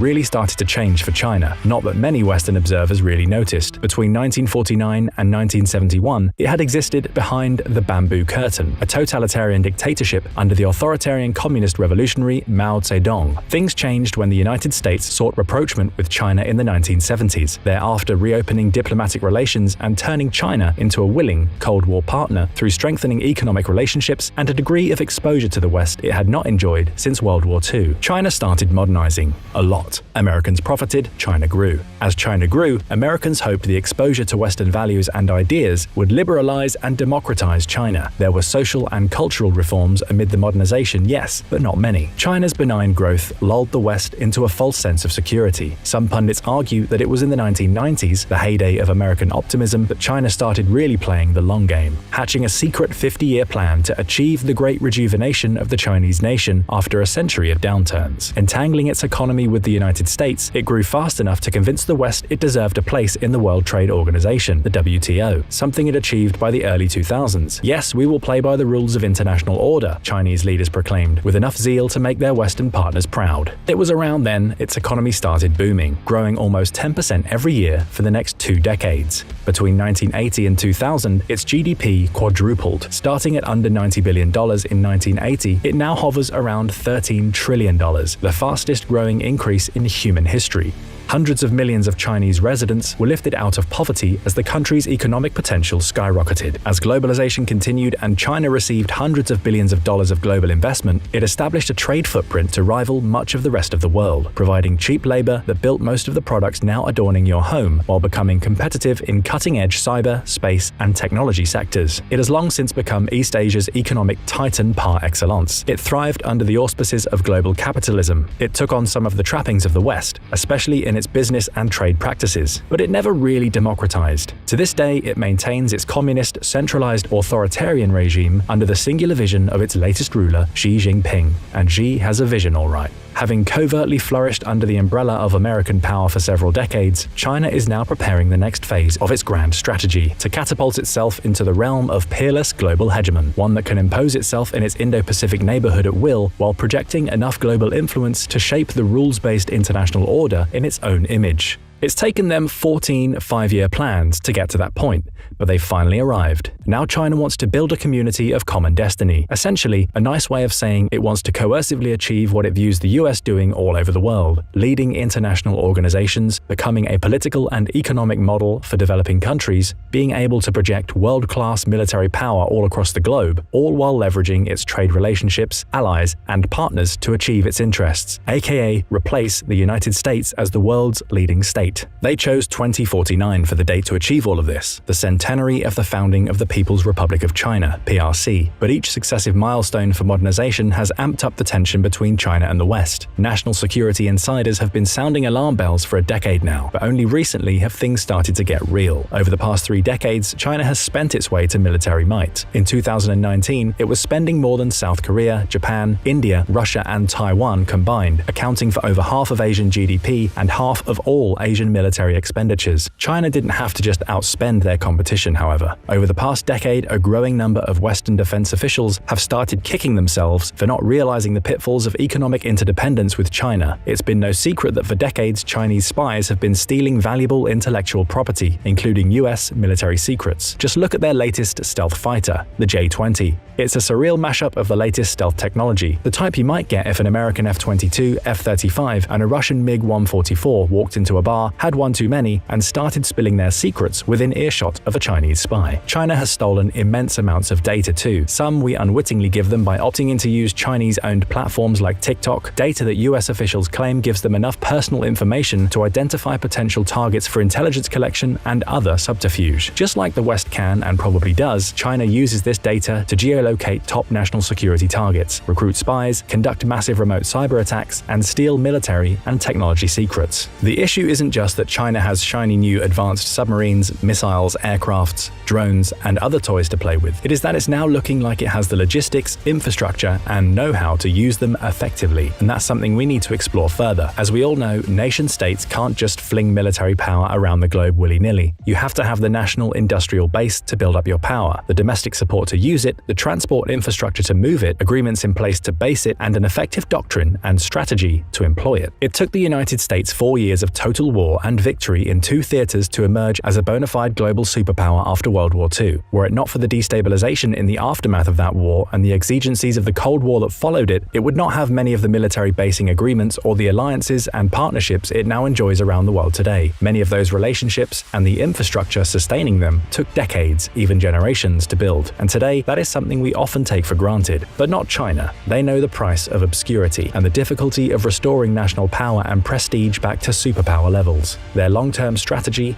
in part, is to achieve the same degree of global agency that the United States enjoys. It too wants bases for its military all over the world, flourishing economic relationships, and safe trade routes for its commercial fleet. Without a world war to create the conditions for its rise to power, China has had to engineer its rise artificially, partially through guile and subterfuge, partially using state-sponsored initiatives that scream, "We are trying to go global, and we will make it happen whether you like it or not." One of China's global projects that stands out from the rest in terms of ambition, scale, and significance, the One Belt Road Initiative, or Belt and Road Initiative, BRI. Much like the ancient Silk Road that connected Chinese traders and goods with rich foreign markets, the BRI strives to achieve the same degree of global influence for China in the modern era. To understand China, you have to grapple with the BRI. Many analysts view the project as China's answer to the Marshall Plan, a post-World War II economic assistance package that sought to revitalize war-torn Europe. Unlike the Marshall Plan, the BRI is extended to any willing economic partner partner. Formal agreements between China, the host nation, to build economic and political ties generally precede a litany of Chinese investment, funding, infrastructure projects, tech collaboration, and more. In the process, China gets access to ports and airfields, markets for state-owned companies, safeguards for international trade, and international influence. For years, the BRI has been the litmus test for global Chinese power projection. The belt connects China with Europe and the other dozen nations on its borders via a series of overland trade routes, while the road refers to its maritime interests, fueling stations, ports, industry, infrastructure scattered throughout Southeast Asia and the Indian Ocean. A great example of periphery diplomacy, BRI projects can now be found from the Himalayas to the Horn of Africa and Mediterranean basin. It has funded infrastructure deals in Malaysia, gas pipelines and railroads in Nigeria, Egypt, Ethiopia, and Kenya, maintains port operations in Greece, projects in Sri Lanka, and has other projects in the works. The West has viewed the BRI warily. Some criticize China's debt trap diplomacy, a tactic of luring economically vulnerable states into taking out Chinese loans and then jacking up the rates to unpayable levels as a form of coercion over the government in question. Others fear China's growing telecommunications and economic influence over Europe and the global South, but there still hasn't been a really unified response, and China continues to shovel money into its initiative, with another $124 billion pledged in 2017. One of the big warning signs came that same year, when China decided to establish a hub in Djibouti, a developing nation strategically located in the Gulf of Aden on the Horn of Africa. China had essentially said it would never open an official military base there, and then they did, calling it a logistics facility, even though PLA Navy Marines and other forces regularly mull about with armored vehicles and artillery. It is considering similar projects in Cambodia, Myanmar, Thailand, Singapore, Indonesia, Pakistan, Sri Lanka, United Arab Emirates, Kenya, Seychelles, Tanzania, Angola, and Tajikistan, evidence of China's expanding military footprint around the globe. These military bases hold great potential for regional destabilization. Such developments are a warning that countries can become unwitting partners to PRC military expansion by giving China access to airfields and ports it would otherwise lack. A global footprint, therefore, is a prerequisite for China's national rejuvenation and has certainly empowered its actions at home. Maritime disputes in the waters around China are so common they've almost become normalized. These waters in the South China Sea are heavily trafficked, including some of the richest shipping lanes in the world. Xi Jinping made a promise not to militarize certain islands China artificially built in the South China Sea. Now the Parcel and Spratly Islands are militarized and can be used to intimidate and coerce coastal states throughout the region. The bullying continues in the East China Sea as Chinese merchant vessels regularly dominate lucrative shipping lanes. Coast Guard, military, and commercial ships deprive foreign fishermen of access to resources, and policymakers make ambitious maritime claims that are frequently rejected as lacking basis in international law. For the record, territorial waters are considered up to 12 nautical miles off a country's coastline, a fact China ignores. China wants to monopolize the natural gas,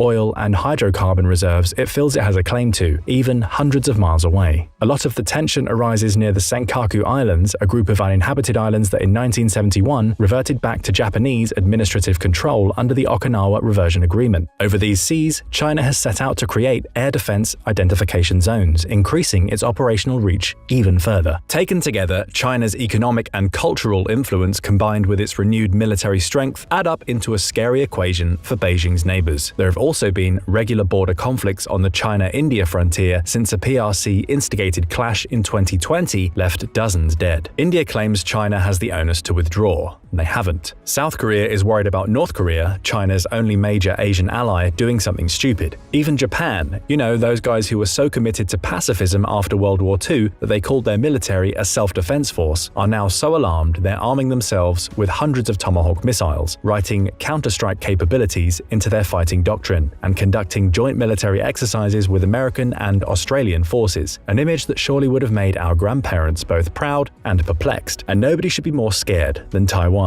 The small independent island nation will almost undoubtedly be ground zero in any World War III scenario with China. Here's why. China is bent on reuniting Taiwan with mainland China. The spat goes back to World War II, when nationalist rebels fled to the island and created a vibrant democratic society, one China China refuses to acknowledge or respect. Ever since, China has wanted Taiwan back more than a prepubescent teen who accidentally traded their holographic first edition Charizard for a bag of potato chips. And this is a problem, since the United States has all but formally pledged to intervene and protect Taiwan in the event China decides to invade. And boy, has it probably thought about it. In August 2022, the China State Council produced a white paper whose table of contents made China's position on the issue explicitly clear. Chapter 1. Taiwan is part of China. This is an indisputable fact. Chapter 2. Resolute efforts of the CCP to realize China's complete reunification. Chapter 3. China's complete reunification is a process that cannot be halted. Chapter 4. National reunification in a new era. Chapter 5. Bright prospects for a peaceful reunification.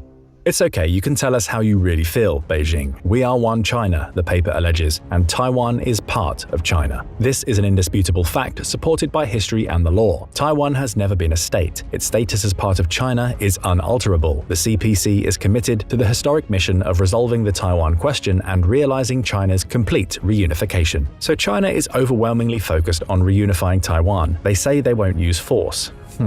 Where have we heard that before? Authoritarian leader claims he won't use force to reunify territory he believes is rightfully his. But hey, this type of tension has been brewing since the 1996 Taiwan Strait crisis, when the PRC had a showdown with an American carrier group after conducting a bunch of missile tests in the Taiwan Strait. The outcome of the Taiwan issue has real global bearings. Taiwan is the epicenter of the global semiconductor industry. What's a semiconductor, you say? Anything that has an electronic chip. Your phone, your computer, your wireless modem, your electronic toys, your average ballistic missile, medical instruments, televisions, cutting-edge satellites, they all rely on semiconductors for computing. It is a $556 billion industry, one that for better or for worse hinges on the whims of a Taiwan-China-US love triangle. You see, the US sells 46% of global semiconductors, but only manufactures 12% of them. China consumes the most, importing $378 billion worth and putting what it buys into 35% of the world's devices. And Taiwan, as you might expect, has 53% of the global semiconductor market share and produces 90% of the world's most advanced ones you might see in cars, smartphones, and military tech. That's a serious share of the market. Interdependence is a problem. The US is now trying to decouple itself from the Taipei-Beijing chip drama and become self-sufficient. But Taiwan's predominance on the global chip market is one reason Beijing literally cannot afford to let Taiwan continue to independently exist. It needs to set the terms of trade in the region, not Taiwan and other Western-facing nations. Otherwise, it will always be seen as a second-rate power. What does this all amount to? Well, this situation has produced the worst security crisis in the Taiwan Strait in 20 years. China means business. As Taiwan becomes more eager to carve out its independence from the mainland, China views its very sovereign existence as an existential threat. China worries about being hamstrung behind the first island chain, a series of nations that includes the Philippines, Borneo, Japan, and the Ryukyu Islands, that it fears can contain and limit its ability to project power beyond its shores. Taiwan is at the heart of this island chain, a cornerstone of Western power in the region, one that perpetually transmits dangerously subversive messages of Western-backed prosperity while it remains independent. With Taiwan under America's orbit, it is a thorn in Xi's side. With a reunified Taiwan, China gains the ability to break the first island chain and wield influence deep into the Pacific. Predictably, China is throwing caution to the wind regarding Taiwan's territorial sovereignty, violating Taiwan's Air Defense Identification Zone, ADIZ, and the median line dividing the Taiwan Strait, once considered as an invisible barrier between the two entities with frightful regularity. Between 1954 and 2020, there were only 4 Chinese violations of these internationally recognized demarcations. In 2020 alone, there were 380.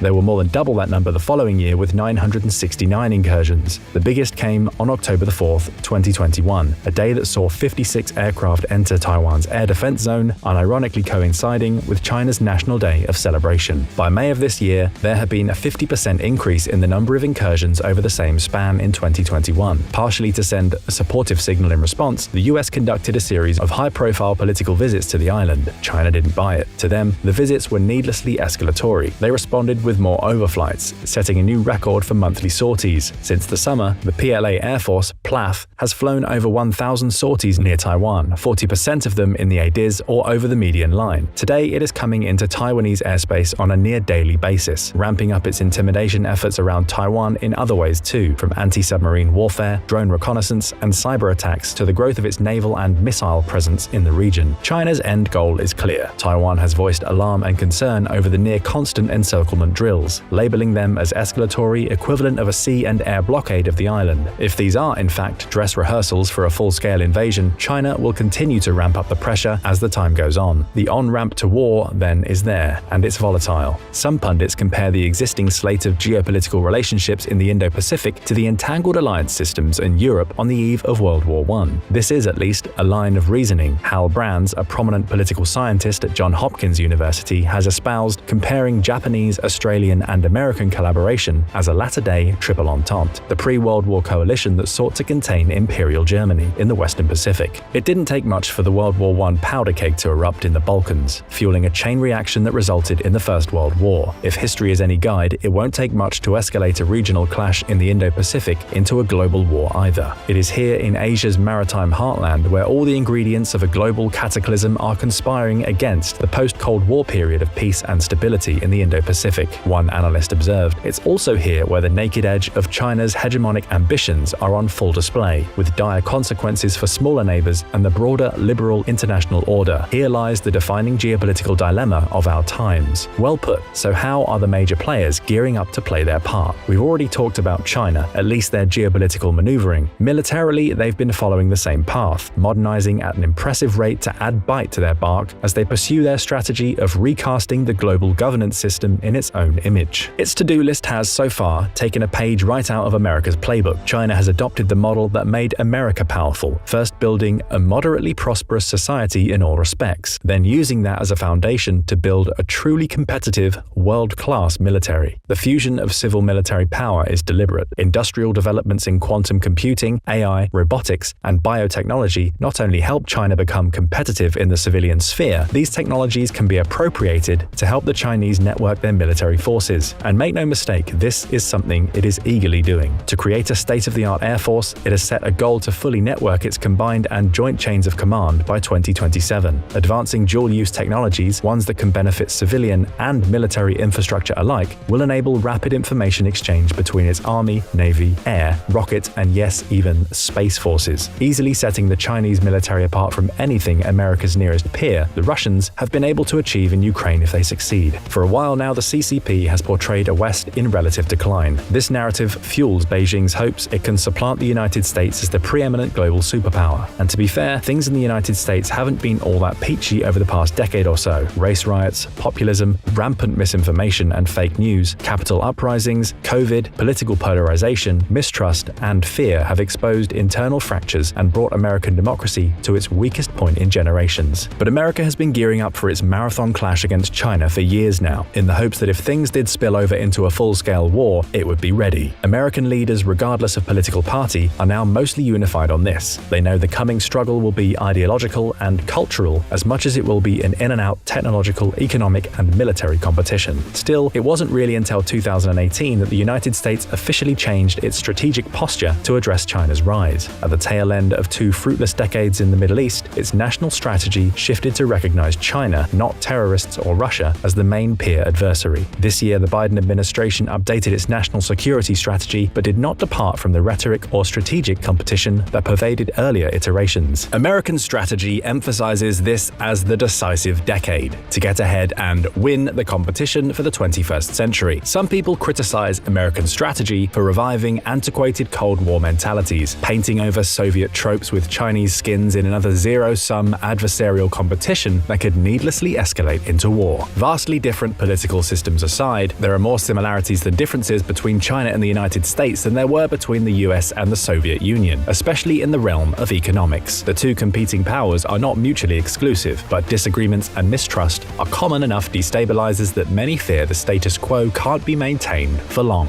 China is aware that it still cannot compete with the United States in many areas. The United States Navy, for instance, though technically smaller than the Chinese Navy, continues to patrol strategic waterways in the Indo-Pacific, ensuring vital vital sea lanes remain open for free and flourishing international trade. American carrier groups have bases throughout the first island chain. American submarines and aircraft tend to be more robust, possessing longer range and better stealth technology than their Chinese counterparts. Chinese jet engines are not as advanced as American ones. Its military suffers quality control issues with its imbalanced admixture of antiquated and modern military systems and vehicles. Its logistics and transport capabilities lag far behind their globe-trotting American adversary. And above all, the Chinese lack concrete fighting experience, having fought and lost their last major operation in Vietnam in 1979. Experience the United States coming off its own unfortunate Middle Eastern odyssey nevertheless has in spades. But the PLA's military strategy is catered to overcome these shortcomings. In a World War III scenario, especially one involving Taiwan, the United States, its allies and partners, namely Japan, South Korea, Singapore, the Philippines, and possibly India, would have to operate in China's neck of the woods at the tail end of an incredibly long logistics network. The United States' geographic location makes it reliant on small overseas bases, refueling tankers, transport vehicles, and carriers to convey and sustain its units abroad. While China continues modernizing its forces and develops its own expeditionary capabilities, it has developed an anti-access area denial (A2AD) strategy to keep America and its allies at bay in the Indo-Pacific. The strategy has seen China prioritize the construction of a bristling array of ground-based missiles, naval assets, and aircraft equipped with the latest air-to-air and air-to-ground missiles that can outrange their American counterparts, and thus discourage them from intervening in a regional conflict. This active defense strategy will make American intervention in Taiwan both risky and potentially deadly. Is all of this really leading to a future world war? Most security experts will be the first to tell you that the war against China is anything but inevitable. If both powers can learn to manage their competitive relationship, they can peacefully coexist despite their adversarial posture. But wars can ignite from inauspicious sources. As Peter Warren Singer, a strategist and senior fellow at a think tank called New America and award-winning author, has written, in the coming decades, a war might ignite accidentally, such as by two opposing warships trading paint near a reef not even marked on a nautical chart, or it could slow burn and erupt as a reordering of the global system in the late 2020s, a period at which China's military buildup is on pace to match the US. Singer has spent a lot of time thinking about the type of war we might expect in the Pacific. The war, he argues, will be a multi-domain conflict, meaning it will transpire in the traditional domains of air, sea, and land, as well as futuristic domains like space, the lifeblood of modern military communications, and cyber, where digital military systems and civilian infrastructure may be prone to attack. The United States has not waged a multi-domain war against a peer adversary since 1945, and so many of the lessons it learned in Iraq and Afghanistan may not be as relevant to a war with China. Likewise, America's traditional approach to wars has been to overmatch its enemies, relying on military technology at least one generation ahead to produce qualitative advantages on the battlefield. US forces can't count on overmatch in the future, Singer argues, since much of America's intellectual property has been stolen outright by Chinese spies, while its R&D has been accelerating its experimentation with space, drone, hypersonic, and cyber technologies. Still, experimentation is not the same as full-scale acquisition and implementation. China's two biggest vulnerabilities are historically significant, that it is reliant on imported semiconductors and microchips, things it cannot produce itself, and second, that it is heavily reliant on imported oil. The situation is not unlike Japan's in the early 20th century, a rapidly modernizing imperial power with a plucky navy totally reliant on oil imports to sustain itself. As it started to expand into China and the Pacific, seeking access to raw resources, the United States embarked the export of oil and other military goods. Pearl Harbor, the start of the last war for the United States fought in the Pacific, came in part because Japanese leaders viewed the war with the United States as inevitable. It needed an independent oil supply, something it would seek in the oil-rich Dutch East Indies, and it knew if it attacked, the US would come knocking, so it needed to prevent its own geopolitical encirclement by striking a knockout blow on the American fleet, then stationed at Pearl Harbor. It had a narrow window, given its limited oil reserves at home,